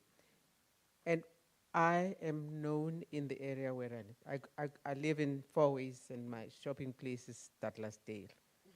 Nothing annoys me like seeing people come and buy pap and whatever that they actually need to eat. We are consumers, and that's where we waste our money. And I say to them, do you know that if you'd bought a pocket meal, you'd actually use it for, how many would you actually have? The meat that you pay, KFC, I travel a lot. And when you look at this, you find who is standing in those queues to buy KFC with its fat and everything that is not nutritious. It's us. We consuming so much, we don't think about saving, And I had to teach, because I worked with some Jewish women at Wits. And when we traveled, you'd never see them buy. What they do is they package their lunch from home for the road. And what I have learned in my family is, if we're going to be traveling, going Durban, wherever, I say, what would you like to eat on the road? And let's go and buy, and we prepare it at home before we go. We don't buy anything on the road but ice cream. The rest, it's fruit that we actually carry out. And I say, when we get there, just check how much you've saved, because your parents have given you money and you haven't used it and you've eaten, and fine with all the things. If only we could actually see how we, the socialization, of our children and our families, that they actually understand that you actually need to be able to save. But let's not go and be in the queues where we can actually cook for ourselves. And I say to young men, and I say to young women, that really we could save a lot if we actually did, because we buy from I fought with the manager at Douglasdale Pick and Pay. There was a lady who used to sell magwinya, and the queue every morning would go, stretch right up to there. And then they took the business and started baking magwinya kamuthwenye. And I went to them and I said to them, look here, why didn't you take that woman and you order fat cakes from her so that you can, now you've taken her livelihood. And they didn't understand. And I said, this is what I mean. that you're actually using your power, you know, yeah, to take away from a person that, and these are the women, if we're talking rural areas, that the WDB actually works with, who work out in the streets, who need that kind of, that education and the support that they need to be given. And I think the microfinance that we're actually doing aims at enabling them to be able to plan with the little they have and to grow so that they actually ultimately join the mainstream. Sizanele, there was a lady that ultimately bought a truck from, is it in Mpumalanga, who started off in one of these micro-lending things.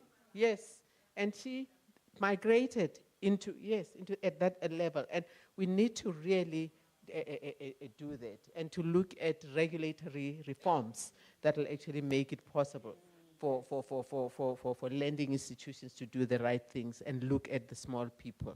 And that's what we're trying to do and to model through the WDB programs. Thank you very much. I wanted to ask you something, but I know that there's now people who want to ask questions. But we will talk about it, and it was when you talked about community structures, making sure that there are repayments. I think it's because you know banks are risk averse, obviously, but you as WDB, you were brave enough to say, let's give her money. And then we will use shame and honor. You know the Greek shame and honor, honor thing about how we use money. And I think I wanted you to unpack on this, but I realized that our time is also going on this side. But you can comment while people get ready with their questions. Do we have someone for the roving mic? Lerato. Yeah, Lerato, they are calling you to come and unpack this community. Yeah, she is actually the person that actually works on the ground. Yeah.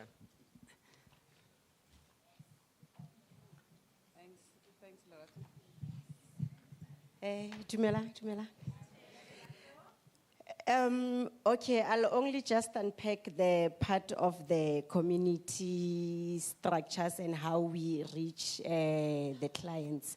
So when we enter the community, we go to the community structures. So if you've been to the rural areas, you know that there are indunas, there are chiefs, there are councillors. So most of our rural areas, they are structured in that way. The community structures include even politicians, some councillors are there. So that's where we go when we enter the communities. We introduce ourselves, we are WDB Trust. We would like to offer the community microfinance. This is how it works. Very transparent. We charge an interest rate, we charge initiation fees. We are within our NCR regulatory framework. So that's what we do. Then the community structures will call a community meeting. Then we also go there.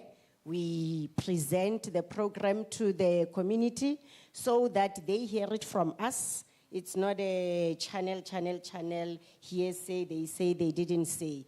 And then the ladies will say, then I'm interested in acquiring a loan because this is what I want to do. And then we form the groups. The groups are in 5. We have some criteria that we look for. Obviously, we are looking for people who are in the poverty line, who are living under the poverty line based on their statistics reports. Then they form groups. In their groups, they need to know each other because it's a trust-based model. So they need to know each other. They need to trust each other. So what is nice about women is that women understand these things. And let's not take it for granted that when you get there, they will ask you, Kuti, imali yako ibiza malini.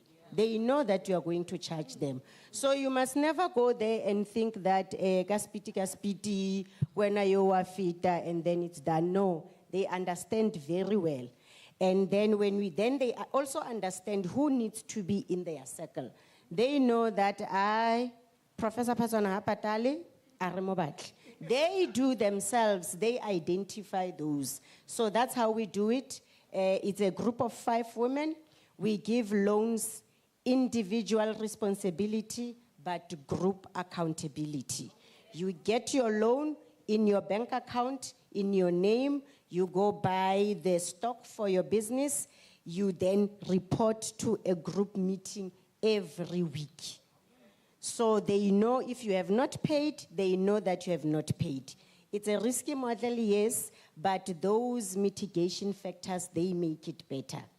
And we then take advantage that when they are in the centers, in the group every week, then we then teach financial literacy. Then we hear what are the challenges. Then we also speak about the permits, whatever that regulation that government will speak about. Then we take an advantage of those meetings to teach them those. That's how it goes. Thank you. Thank you very much. Thank you.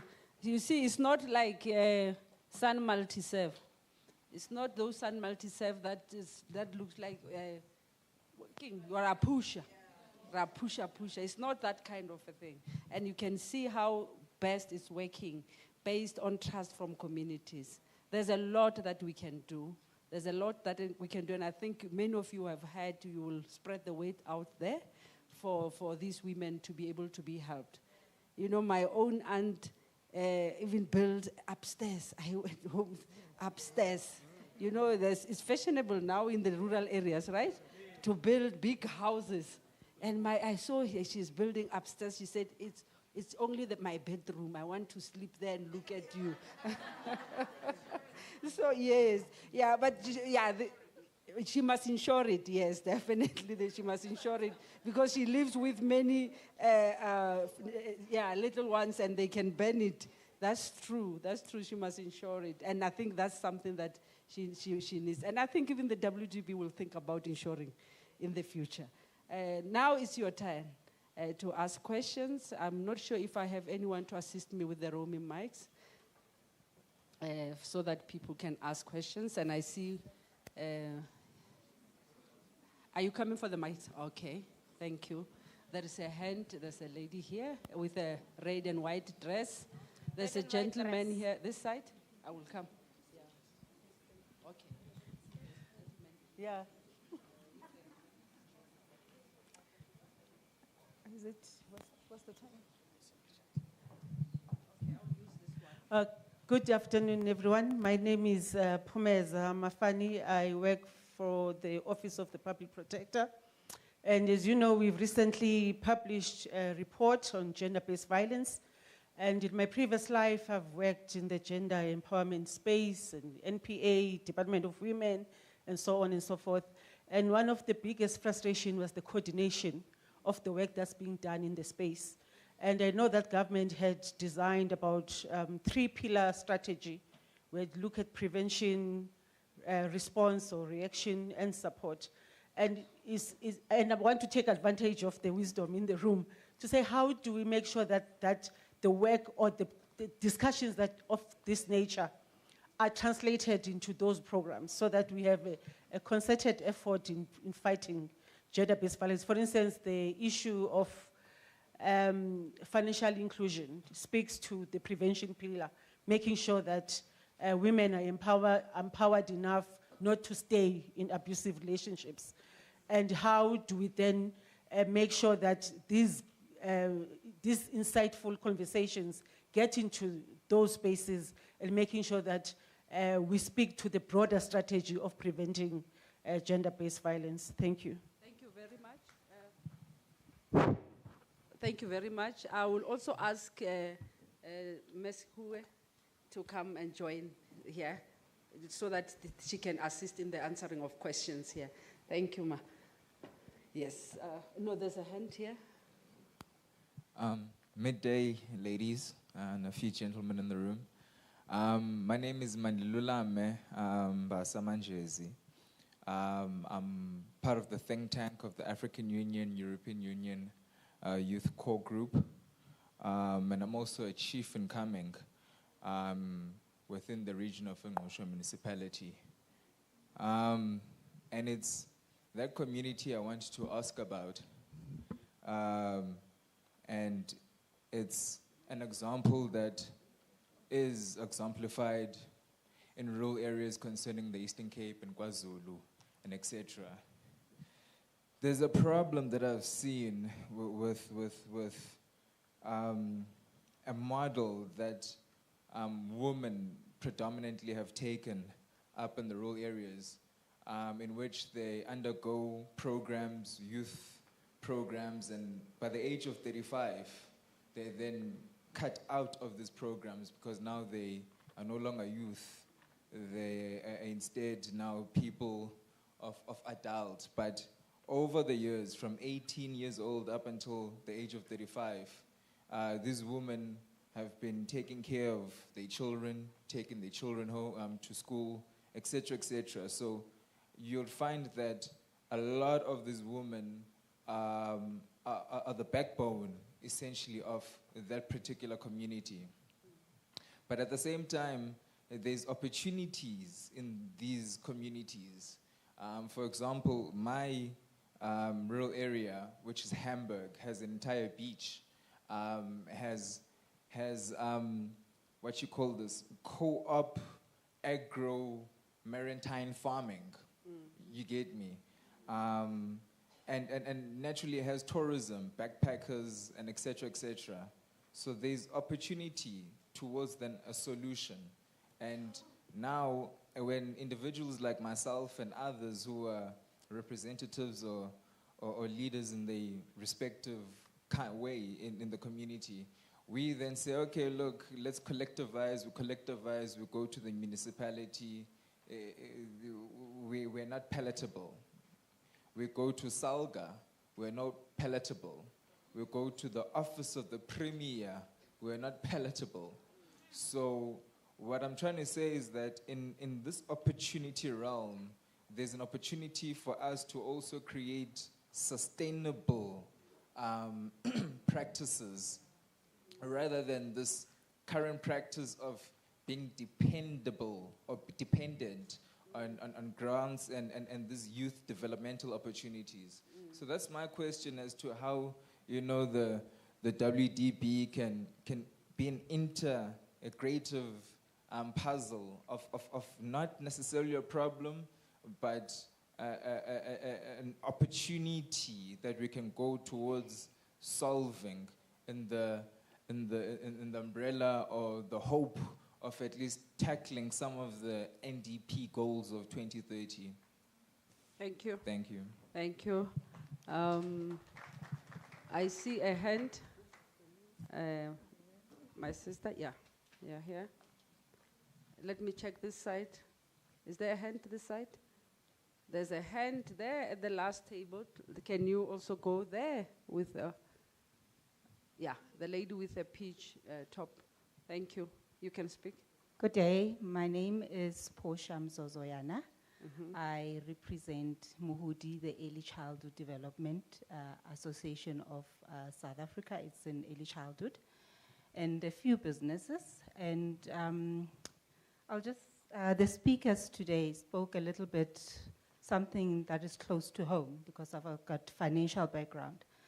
But with that, what I did with the theme of today being accelerating action, and I broke it down, the topic of today being accelerating action, financial inclusion, and the fact that there's women, township, and rural. So those for me were three different sectors. And with that, with financial inclusion, I thought we can't put it on its side alone. We can talk about social impact. We can talk about education. So what I'm getting at is I'm just suggesting that we have a platform where we can do workshops. Because we here, I'm representing a community, and there's institutions here. We're talking to one another, I understand, but we're not getting to the people on the ground. The information stays with us. I know what's good, but it's not impacting. When are we starting to make serious impact? Somebody spoke about, I think it's Dr. Ntabile, he spoke about creating new tables. Let's collaborate. Let's do workshops where we jointly come together and say, this is what's needed. How do we impact? Some lump speaks of insurance. somebody's gonna come maybe from banking and say, this is, well, the W Trust speaks about risk and banking. So all of those, we can collaborate and say, how do they influence, how do we put it together on the education side? We teach the people, the women on the ground, and they will put it through, as we say, filter it through to society, to the children and everyone. So mine is just to say, can we have more workshops that we can basically put this into practice? Accelerate. I thought it's all what you're saying. But remember, every implementation, every activity that you see out there started with an idea. And this space of ideation is also very important. I just don't want us to leave thinking that we are talking to each other, we are just talking to each other and we are not going on the ground. But I want us to leave understanding that this is the platform for ideation, for dialogue, and every idea that comes out of here is being implemented in the community. Everything that we see happening in the community started with ideation first, because people have to talk. And I think I hear you very eloquently, my sister, that we need to really think about accelerating and going out there. And I have someone that side. here. I think also the training academy. I think people from the training academy of WDB also are here, and those are they can expand those workshops as well. Thank you. Dumelang, good afternoon. I'm Dombi Mahlangu from an NGO called Ikamva Youth. So I work with young learners in the mainstream of the schooling system, but most of their tutors are young people that have graduated, and others are in university or still in university or unemployed. And we offer skills development, and I find that we offer them courses like your software development, data analytics, project management. And end of the day, when they have to break into the work market, they are required to go to school. School meaning that university or TVET. Is there a way, or other institutions, I'm just taking advantage that we at Unisa and the Thabo Mbeki Foundation here, the School of Excellence, to actually just to bouquet those micro-credentials that our learners or our young people have acquired into a formal qualification that can access them into a job market. Thank you. Thank you very much. I'm going to start with you, Dr. Sihuwe, Dr. Sihuwe. Menora. The mic is coming. Thank you very much. I mean, all the questions I think are interrelated, and they all speak to, how do we ensure that in our solutioning we are multifaceted and we're not focusing on one thing, and how do we actually elevate this conversation outside of rooms like this? As I mentioned earlier, I think we do have conversations all the time. We talk about it, and it's about how does this now start to grow legs, and also being very conscious that when you do take it into the community, you need to package it differently, because reality is that financial literacy is still one of the gaps that exist. But for me, I think there's also a gap around our education system, because it's about how do we, through our education system, educate the children so that they go home and they educate their parents, whether it's their mom, whether it's their dad as well, because we cannot forget that we do have quite a large part of our society that is still illiterate. You might have, a lady that is selling, on the streets, and yes, she understands I need to buy the stock, I go and I sell it, and this is how much I get. But in terms of now, us wanting to complicate that system, because it will be complicated, we need to say, how do we break it down? And I think for me, reality with our country is that if you look at our education system, it hasn't evolved. I look at my kids and I look at what they're being taught at school. I'm saying, it's what I was taught 25 years ago. And for me, I've got a son in matric, and even at school, they're still talking about which university do you want to go to, what do you want to study, and I'm saying but we've got an unemployment problem. Can we start changing the mindset? Can we start, planting the seed of there are other ways that you can succeed outside of potentially a formal education system? Or if it is a formal education system, what do we then offer them? And I think the lady, mentioned that. What do we offer them so that when they leave with that qualification, because I do think a qualification, it opens the way that you think, and therefore it's important, because it also just frees you up. But it's about what else are we putting on the table for our children? What are we putting in our education system? When I come to Unisa as a student, other than, the degree that you are giving me, how are you empowering me? And how do we start encouraging our kids? Because reality, again, and why we would not break the circle, is that, it's a survival mentality. So even our kids, as much as when we grew up, our biggest driver was because you wanted to succeed so that you can get out of the poverty. And that is still the same mentality. We talk about black tax. I don't like the word black tax, right? But we still talk about it.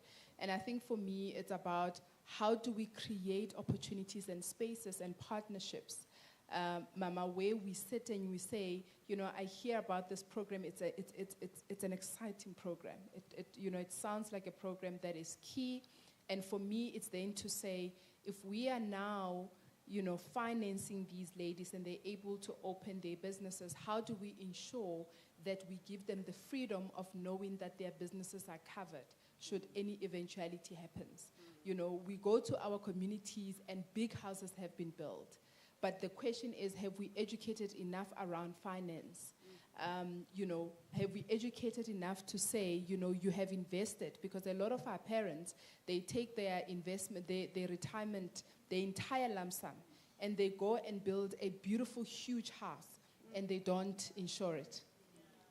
And something happens, and that house gets literally, it's either burns down or something happens to it. And their entire life saving is gone. Yeah. And I think for me, it's about that. It's about how do we educate, but how do we start from ground roots? In the corporate world, we talk about making sure that you are building that pipeline from the pipeline. And I think for me, when we want to eradicate the circle that we find ourselves in, because it's almost like a revolving door where we are just revolving and we're not being able to get out of it. We need to start with our children. We need to, like the speaker said, we need to start about educating our kids. We raise our kids by money. We give kids money, and that for us is what is raising children. And I think for me, we are spoiling the generation that is coming behind us. And that is my biggest fear, that we are raising a generation that is driven by money, but that is being taught by their parents that money opens doors, but once you have it, you can actually own everything. But it's not their money. And I always say to my kids, it's not your money, you don't have money. And I think we need to start saying that. Your kids need to know that they don't have money, it's your money. And they need to earn it. Because what then happens, my daughter the other day, in conclusion, she comes to me and she says to me, sure, Mama, someone at school said, I don't have a Porsche at home and therefore I'm poor. And those are the kids that we are raising. They are not raising themselves. Those are the kids that we are raising. And I think as parents, we need to really understand, especially us that are starting to taste what success looks like. And us that are starting to get the new money. Because it's new money. It's not old money. And what do we do with that money? I think we are actually breaking what we are trying to build. Thank you. A quick one, Mama. Your parting shot, yeah. Your comment to any of the questions that were raised, yeah. Okay. About community inclusion. Ria, I'm just doing this because they'll speak also from the ground. But I just want to say one other thing. When the WDB developed the models that they actually, have, they approached the university and say, part of what we have learned in the field, could be taught in the classroom, and we are willing to share the models with you. And usually the problems become, the barriers that are actually put in place. And I know also that in government, the lady from Public Protector, I said I worked in the cabinet and I watched a lot of things happen. Mrs. Mbeki and a group of women broke, the rules one year. That cabinet has certain processes and procedures, and they wanted government to understand the importance of community engagement through the Chilean model, which has now evolved, and it's become what we have now in Zenzele, to see how, as government, we could draw on that.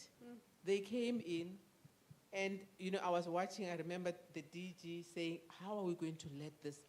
But we had to find a way of letting them come in, a whole group, Sizanele, Brigalia Bam, these real women who will go knocking at doors and will just not give up when things, but it's the receptivity and the way things are actually received when proposals are actually made that makes it difficult for people to actually share, with certain government departments on how things should actually get done. It's not out of lack of trying, and I know that with the WDB, these things have been done, and fortunately, they are able to engage also as they go to the field. Some of the meetings that I have been in, where WDB has appeared, the people would say they come from all parties. When you're in KZN, you find once they hear the WDB is there and there's a community meeting, they will all come regardless of party political affiliation, because they say you are the only organization that allows us, that we listen to, and we know you can do these things, so that we share with them, and they appreciate. But it's how they take it back into communities that is important, that they need to actually do. So there are attempts to actually get things going. And I like what you are saying now. You are giving the mic to the Deputy Executive Dean and the college coordinator for camps, because we are saying here at Unisa, we are reclaiming Africa's futures. And part of what you are saying around indigenous knowledge of how to lend, how to make money, and how to include people in finance, it's exactly what we need. That's new curriculum, Prof. Kgorong. That's a new curriculum altogether. You won't find it in many of the textbooks that we are using. Of course, indeed. Thanks, Prof. For me, I think what's important is about partnerships. I'm glad that we've got a number of NGOs here. I think you probably heard in my CV. I'm also a board member for Oxfam South Africa, and I'm also a social justice activist. And it's quite important that as NGOs, so there needs to be a broader spectrum in terms of partnerships between NGOs, because I do believe that they do a lot of work in terms of being on the ground, having those workshops, educating people in rural communities about finances, and also the banking sector, the financial services sector, including banks and insurance companies. I think they need to be on the ground. There need to be tailored programs, because the biggest problem which we've got in our communities, whether it's in rural areas, in townships, is access. I'm from a township as well, and I see so many people desperately looking for funding opportunities. They've got a small car wash business here. They've got a small chisanyama here. They've got a small, but the problem is they're not growing. They're not growing, and when you try to because we do a lot of community engagement as well, as by the way, as a College of Accounting Sciences, whereby we do some financial literacy, we go to schools, we go to communities. The biggest problem is the fact that those people, they don't even know how to draft a business plan. So it's all about teaching those people how to draft a business plan, how to draft a budget, how to even draft financial statements. People don't know how to draft proper financial statements. Because if you apply for funding, unfortunately, the banks will want to see your finances. And in most cases, those people, they don't have a proper record keeping. And we need to teach those people, go on the ground to teach them how do you draft a business plan, how do you have draft a budget, and management accounts, financial statements. All those things are quite important when you actually have to apply for funding, because sadly, those businesses are not growing. And we need to, you need to try and see how can we go back to those communities and give back and teach them how to draft those financial statements. And also, most importantly, again, giving them access. In my previous life, working for PwC, etc., I used to audit banks, insurance companies. I've audited all the banks. And sadly, our banking sector is too corporate driven, and they don't have products which are geared towards the ordinary man on the street. And it's up to us to say, how can we go back to uplift those people? Because I strongly believe, some people might think that those people in townships and rural areas, there's no money. I promise you, there is money. Just that give people a chance and opportunity, and we'll see this economy growing. And that's what we need in our country. Thank you. There's an African proverb that says, to go far, go together. And it doesn't take one person to get things done. And to respond to me from the public protector, collaboration is key. There are initiatives here at Unisa through our engaged scholarship projects that you can liaise with for assistance and participation, because we generate the knowledge, so we want to give it back to the communities, and that will be done when we engage. I think the word I was looking for throughout, and it only came to me now, is ecosystem. For something to go so wrong cannot be the efforts of one party, it's multi-party. And we need to look at the ecosystem in which we design these programs, and we need to see those who are doing right and incentivize those who are doing right, and have corrective actions for those government departments, universities, businesses that get it wrong. And to respond to our brother here, there is a failure of entrepreneurship design programs to fail scaling up.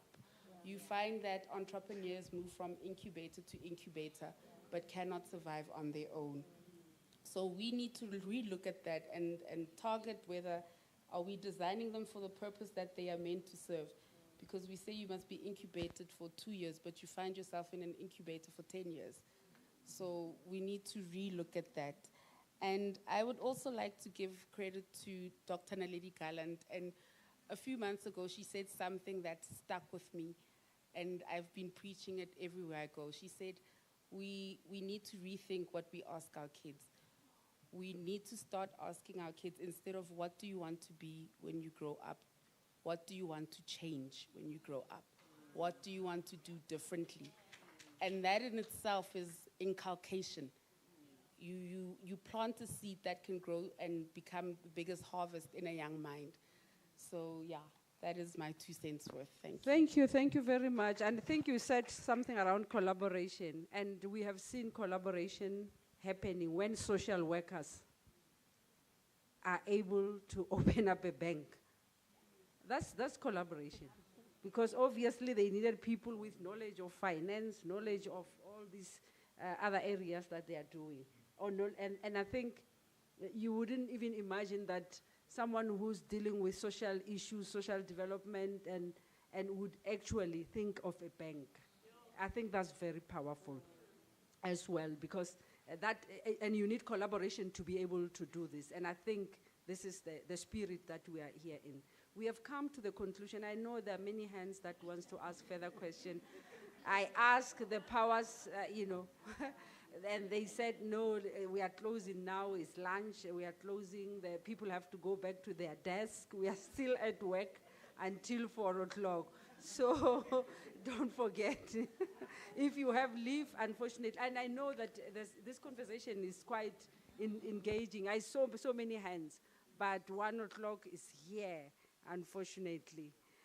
And if, I also wanted to go on and on with the dialogue, you know, and because banks, though they are formal, they are also not neutral, because they are in the business of making money. Banks in their own nature, again. And how do we ensure that they don't take away from these women when these women have access? Because it's possible. But then, look at us as professionals. How many of us are having stress now because of death? Our mental health is affected because of the deaths that we put ourselves into deaths. And we also, I think we still, even though we think we are professionals, we still need that education around finance.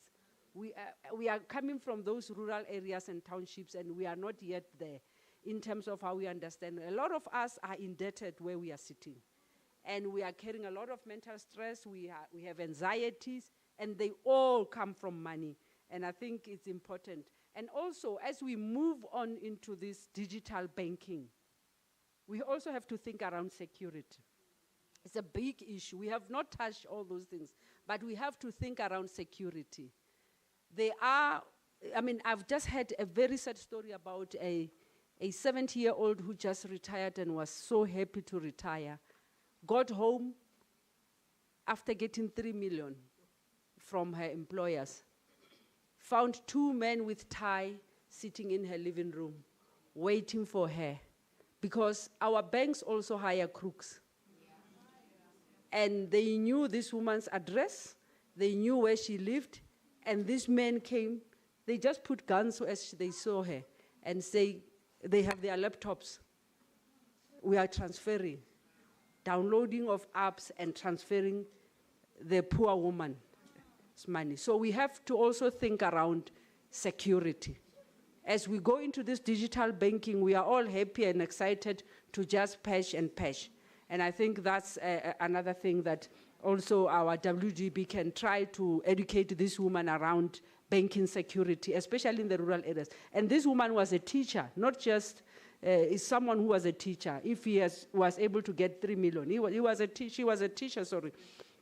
And obviously educated. He's not your normal woman that you work with in the rural areas. So I think that's also another important thing that we need to think about as we go digital. Thank you, and I'm going to, can we clap a warm round of applause for our panelists? You can go back to your desks as well, and Sis Sophie as well. I thought someone will come and relieve her, but she has been going on and on and on. I had a chance to sit down, Maureen had the chance to sit down, but she has been standing here. Thank you very much, Sis Sophie, for actually being so inclusive and doing your work with so much diligence. We're really, really grateful for you. I'm handing over to Dr. Tong. Yes, thank you, my sister. Thank you so much. Thank you. Moholokwane.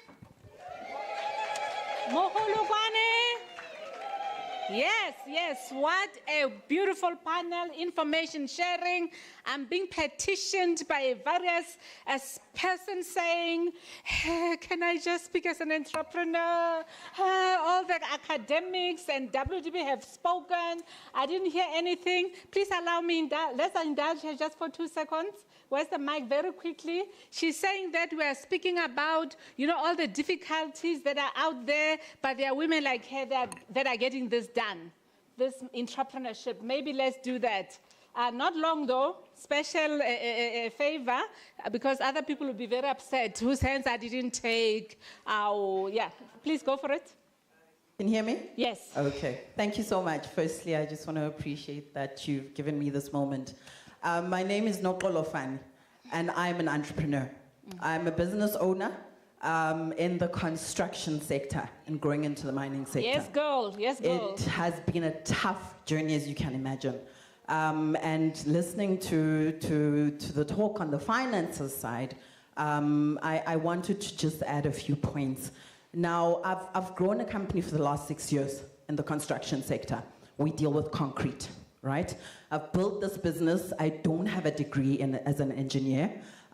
studied something completely different, but I built it from the ground up, went into the space, woke up 4 a.m. in the morning for about 5 years to learn concrete on the ground and be able to start a business, and now that's about 6 years old. So I want to then speak to the angle of partnerships that was spoken about, because you have women such as myself who are very interested in legacy building, right? In going back and actually educating other young people from the townships that we come from, as the lady shared, that we are those women from rural areas and we are those women from townships. Now we're in urban areas, we're running these businesses, and we want to speak to that element of partnerships. How do we go back and build programs that are ongoing, right? And they're sustainable in sharing the journeys that we've had that are practical. Because a lot of these education programs and support programs, whether they speak to the finance element, they're not practical. They don't really know what goes down to build a business. Yes. You're giving them the money. If they do get that access, mind you, most of the time they don't even get that access, but if they do get that access, what does the journey actually look like? And so these young people, such as myself, I'm post 35 now, so I've been cut off, that are very interested in creating that legacy. And I just want to put that out there to say, if there's anyone who's interested in partnering in creating sustainable programs, because it's something I'm currently working on, in going back to the townships and going back to the rural areas and actually having programs that are practical and have the access to the money as well, it would be absolutely awesome. And I thank you so much for that. Thank you. You know, today reminds me of my days at WDB Trust. Believe you me, I've been in meetings in villages, deep rural areas, where conversation of this nature would be taking place. That is the reach of WDB Trust. Where we go into a community, chiefs, bommeba komotsing, oh mama, all of that, and we're in a room like this, where this type of conversation is taking place. Let's give a big round of applause to WDB Trust. Really, for me, this model that WDB Trust does, it's obviously unprecedented in South Africa, and is making waves and is creating entrepreneurs from Bumbeba who make magwinya and turn them into proper entrepreneurs and businesswomen. And WDB Trust has what they call it the graduating out of poverty. I've seen women graduate out of poverty, out of the WDB Trust. Another fact that I want to say, that, you know, it takes a village to raise a child. We all stand on the shoulders of giants that came before us. The time that I spent at WDB Trust inspired something in me to be interested in banking. I joined, somebody said about Stokvel, right? We have watched our mothers do Stokvel for many years, right? And then I joined a Stokvel. Ms. Mbeki knows the story very well. Joined a Stokvel. The Stokvel said, oh, we've raised money, we have saved money, maybe we can take it a step further. Because typically Stokvels, what happens at the end of the year? You spend the money. How about we add an element of investment? You keep the money longer. You allow it to grow, you allow it to have interest. Now we looked around, we found out that at the time it was called the CBDA, Cooperative Banks Development Agency, which has now moved into the Prudential Authority of the South African Reserve Bank. We found out you could do something called a financial cooperative. We went and established that financial cooperative. You only need 100 women and you can save up to 100,000 rand. We saved so much money at such a short pace of time. I'm watching the door. I've been alerted that my boss could walk in any time, and there she comes in. Let me finish the story. She comes in and we'll give her the podium. Very, very fast, the financial cooperative was able to save a lot of money because we're already moving from a culture of saving. We're now learning the culture of investment. Then we were like, okay, what are the opportunities? We thought of a cooperative bank. We went and did the research, and we found that it takes just as much time and money and effort to do a cooperative bank, which only lends amongst its members, than to go commercial. Believe it or not, from the lessons from WDB, this is working in. From the lessons learned from WDB Trust, we became the first Black female majority owned bank in South Africa. And I'm saying to you, for us to be able to reach that, we had to stand on the shoulders of WDB Trust, to see what WDB Trust is doing differently, to notice that there are different ways in which you can do. For example, from WDB Trust, it was about collective savings, right? And group lending. You could take it a step further. And I'm saying to women sitting in this room, yes, the financial sector, the commercial banks are not willing to put in the money and the effort, the initial investment that is required to make a woman bankable. But let's look around and look for other opportunities. If WDB Trust could teach us that you can still empower entrepreneurs, women entrepreneurs in the deep rural areas. I've been to Bushbuck Ridge, we've been to Tohoyando, I've been to so many places through WDB Trust. And all we did was learn that there could be ways in which you can do things differently. And learning on the basis that you could do things differently, a bank exists in South Africa, established by black women. And I'm saying that go and look also at financial cooperatives and look for ways. And by the way, people always talk about how expensive, interest is through the bank. Financial cooperatives, you decide on your own interest rate at which you lend to each other because it's your own financial cooperative. Go into the Reserve Bank website, look for corporate financial institutions and look for the wisdom. And please, women, let's do this. Yes, it's good to talk, but let's move to action. Action, action, action. With those words, I'm going to immediately leave the podium. Let me recognize the Vice Chancellor of Unisa, Principal and Vice Chancellor, Professor Puleng Lenkabula is right here. She said that however busy she is, it would be not proper for her to allow Mrs. Mbeki to be in the building and not make an appearance, no matter how busy the other engagements are. So based on that, ma'am, she's like, please, hold the program running so I can come and be seen as well and honor our partner, because indeed the Thabo Mbeki Foundation is our institutional partner. It's our institutional partner from 2009, and therefore as Unisa we appreciate. And of course WDB Trust is our sister organization as well, and we uphold. So, and Professor Puleng Lenkabula is also accompanied by one of our VPs here at Unisa. Oh, you are all here. Oh, let me look properly. My eyes. I see Professor Eunice. I see Professor Matabo. I see how Batong. I see also. I see also another VP present. I was not looking properly. MEMCOM is here. The entire MEMCOM of Unisa is here. Mr. Mutebele is here. Dr. Mulapo is here. They came straight from that meeting to say, we also, did I miss somebody else, Prof? The registrar, Prof. Seputa, somewhere there at the back. The entire MEMCOM is here to honor this occasion, to honor this, and I would love to give VC a post-welcome of a few seconds. Thank you, VC. May you have the podium.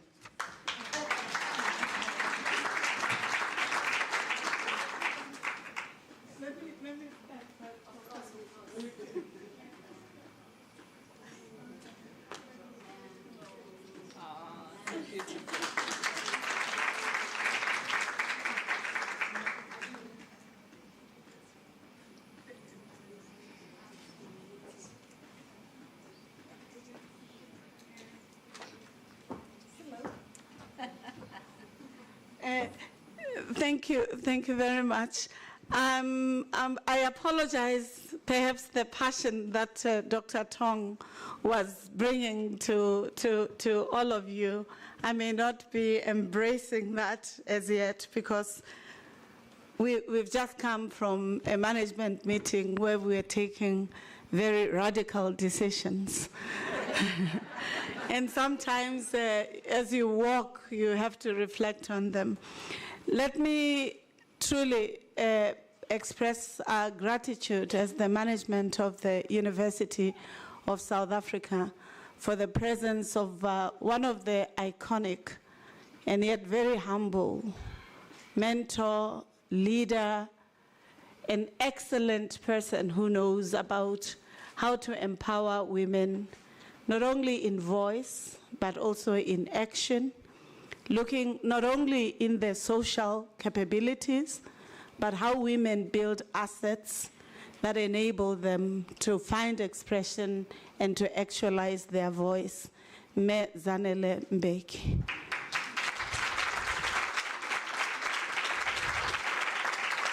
I would like to say to you, Mezanele, the management committee here represented, can I please request you to stand, colleagues?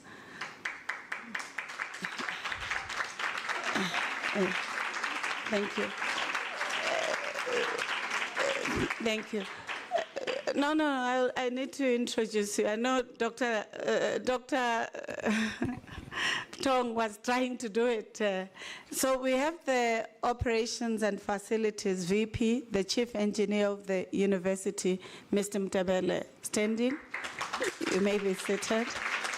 We have the CIO of the university. If you know Unisa and the scale of the ICT utilization, Ms. Nakene is responsible for our ICT systems. She's the CIO of the university, and no student is complaining about technology not functioning precisely because of her leadership. Then the Professor Sekwe is responsible for teaching and learning. She is a health studies professional. Professor Sekwe, you may be seated. Then for the strategy of the university, we have Dr. Mulapo, a statistician, but also bioinformatics person. So you can see that the talents are quite diverse. Dr. Mulapo is responsible for strategy. You may be seated. And if you're a student of Unisa and have not been responded to yet, the registrar is there. Now, Professor Siputa is the registrar of the university. He's not just responsible for registration, but from beginning to finish, when you are interested in registering until you graduate, he's the person who's responsible for your journey and how we track and support you. Thank you very much, Registrar. So mine is really a short commendation on behalf of this management team and all Unisa epistemic communities to really come and extend our appreciation, Zanele, and the foundation for the work that you have done, but also the consciousness that you're creating amongst women for us to really become active agents in the changes of our societies, our families, but also in how we look at resourcing ourselves, our society, and our nation. The second aspect is really to appreciate Professor Paswana and team for really working well with the foundation for the success of this event and really creating academic support so that these reflections are not just talked about, but they will be written about so that we don't lose out the history. Let me say why it's important for us to historicize the innovations that are done, especially by leading African women. In many instances, when we recite history, we don't recite it correctly. We don't start from where the actual processes of trying to build in our country are done. One of that misinformation, we shared it with the Reserve Bank and Treasury when they were referring to a recently built bank, a women's bank, as the first bank. I had to correct them to say no, because I know the work that had been done by Mezanele on Oiko Credit, on multiple banks, not just in South Africa, but also in the continent, by women, for women. It was very important that even in the national history, we correct how the historicization of when the first women's bank was done.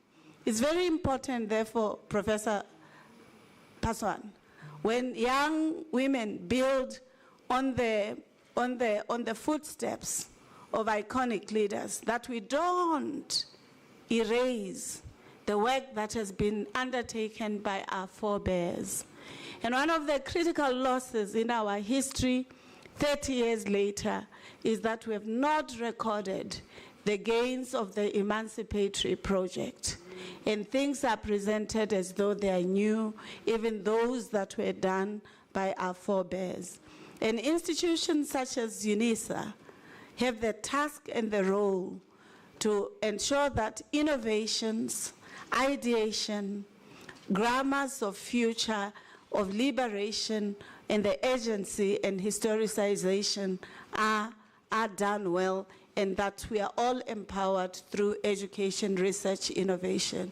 Finally, I'd like to say our university is very committed to the gender and feminist discourse, grammar, action that Me Zanele is known for in the country.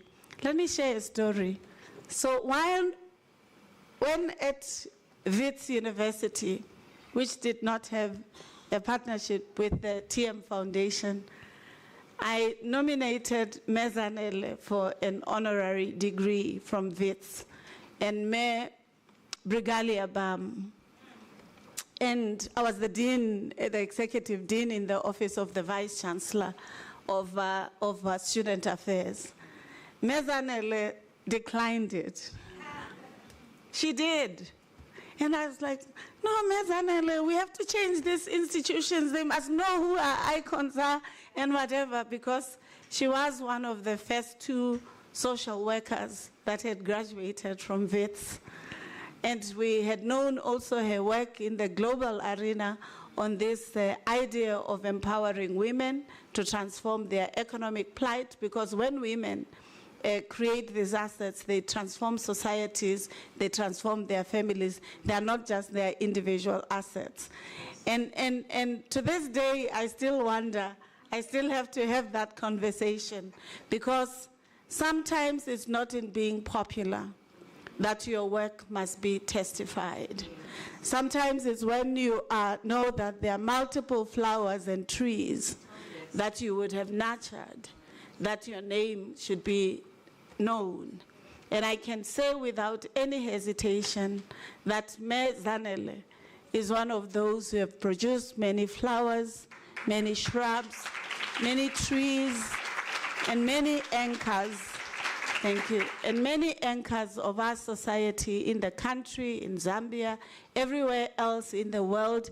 If you go to Norway or the Nordic environments, they will tell you how she kept on fighting for African women to be visible in the change of economies, but also to own assets and to drive the acquisition of assets for the transformation of society. I'm one such flower or tree that I can say without any hesitation would have benefited from her mentorship and her knowledge, even as busy as she was. So welcome to Unisa. We always appreciate your work. And the management of Unisa, the academics at Unisa, the professional staff, administrative staff, the students, and alumni, thank you for the role that you play in our society, but also at Unisa. Finally, Maureen is standing here, I'm standing here, and Professor Paswane is standing there. One time, Me Zanele said, "Libangata." Translate that expression, "Lona libangata," so you cannot find anything from my wardrobe, because libangata. You understand, eh? She says we're too flourished. We should really rework on regrouping. So Me Zanele, I'll tell you, as part of health, really trying to pursue our health, we'll do something to regroup. I know it's an important site also of that health and well-being and the concerns that are raised. We take that seriously. That statement has always made me, am I walking enough? Am I eating well? Am I taking care of myself and others? And therefore, colleagues, I just want to welcome you here, to really encourage you to enjoy the benefit of sharing time, breaking bread, intellectual bread, with icons who have done so much for our society. Welcome to Unisa. Welcome to the home of leaders welcome to a university that's committed to being a partner to our society in solving the critical question that will enable us to claiming the future. Thank you.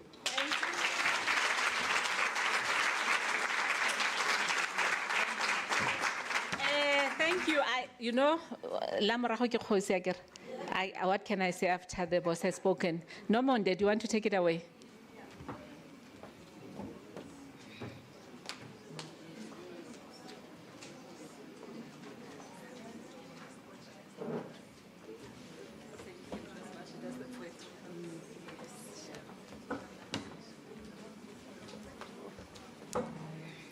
Good day once more.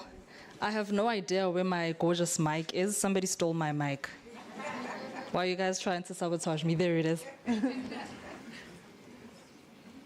day, ladies and gentlemen. Are we on? Hello, 1, 2. Long press the power button. Long press, yeah.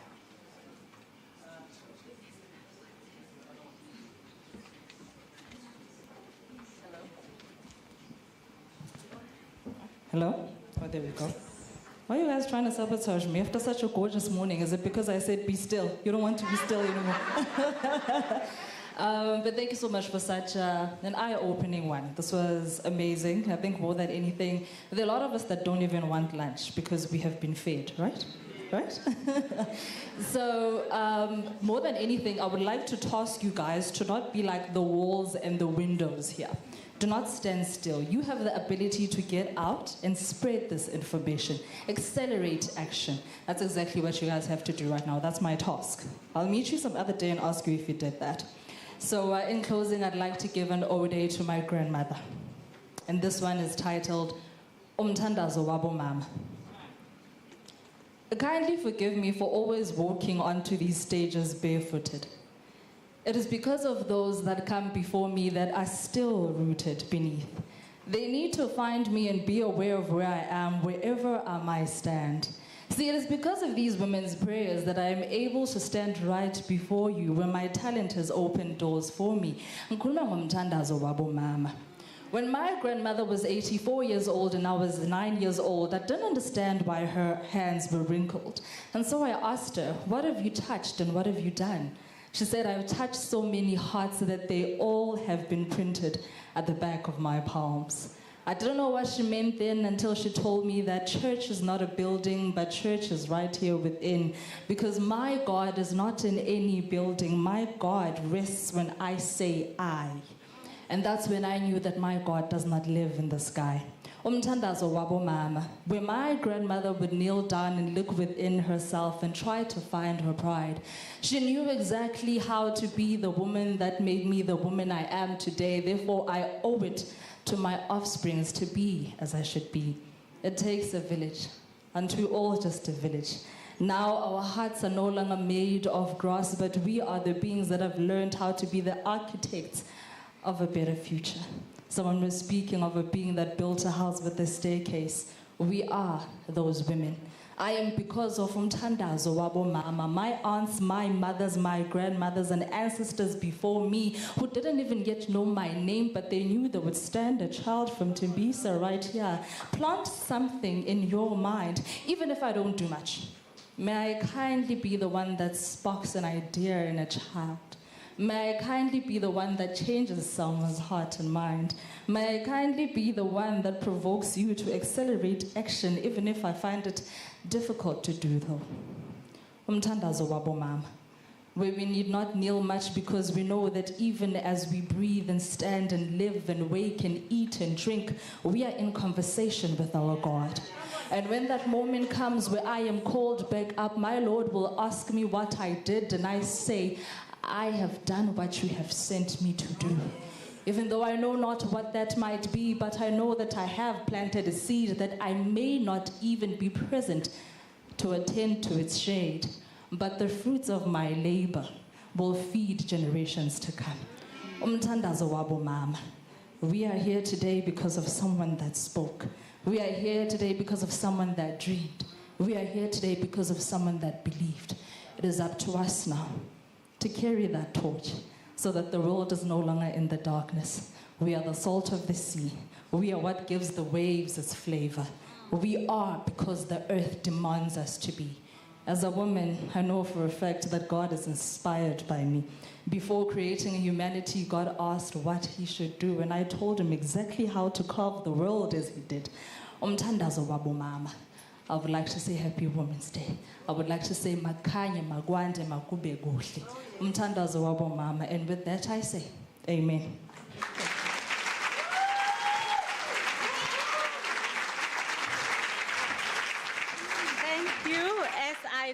Thank you. As I call VC and team have another urgent engagement they need to run to, but we'd love for the closing remarks to be done in their presence. So I would love for Pindile to come back from the Thabo Mbeki Foundation and make the closing remarks. Thanks.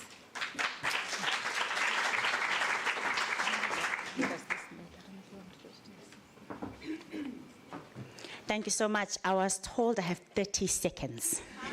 Do not start timing me, please. But I think today was just so fruitful, and we can agree we need a day 2.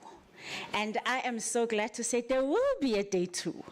So please, if you can, follow us on social media, subscribe to our YouTube channels, because we are going to be having the IWD dialogue. Today was a round table, something intimate for us to set the scene. But on the 8th of March, on International Women's Day, I think it's next week, Saturday. We are going to be in Bryanston, and we look forward to having you ladies there, because we have really set the foundation, and it's so solid, and we would love to continue talking to government officials, public policy makers and implementers. So please come in your numbers. And let me take this opportunity to say that allyship, sir, thank you so much. Thank you so much for being there.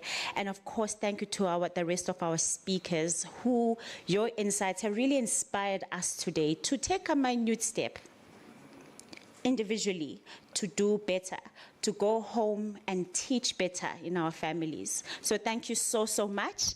And I believe lunch is served.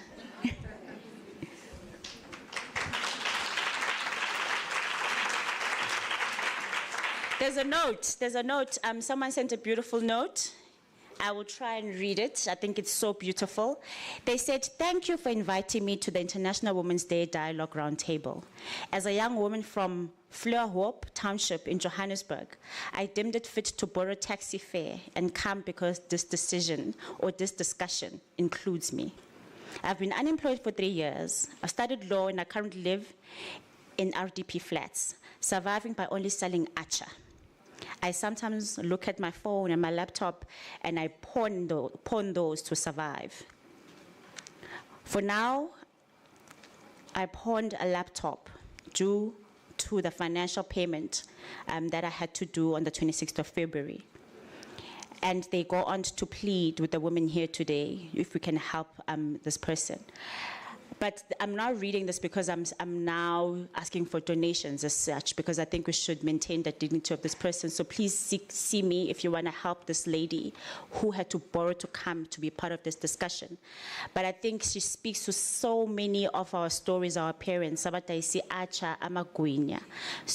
I think that also should inspire us to buy local.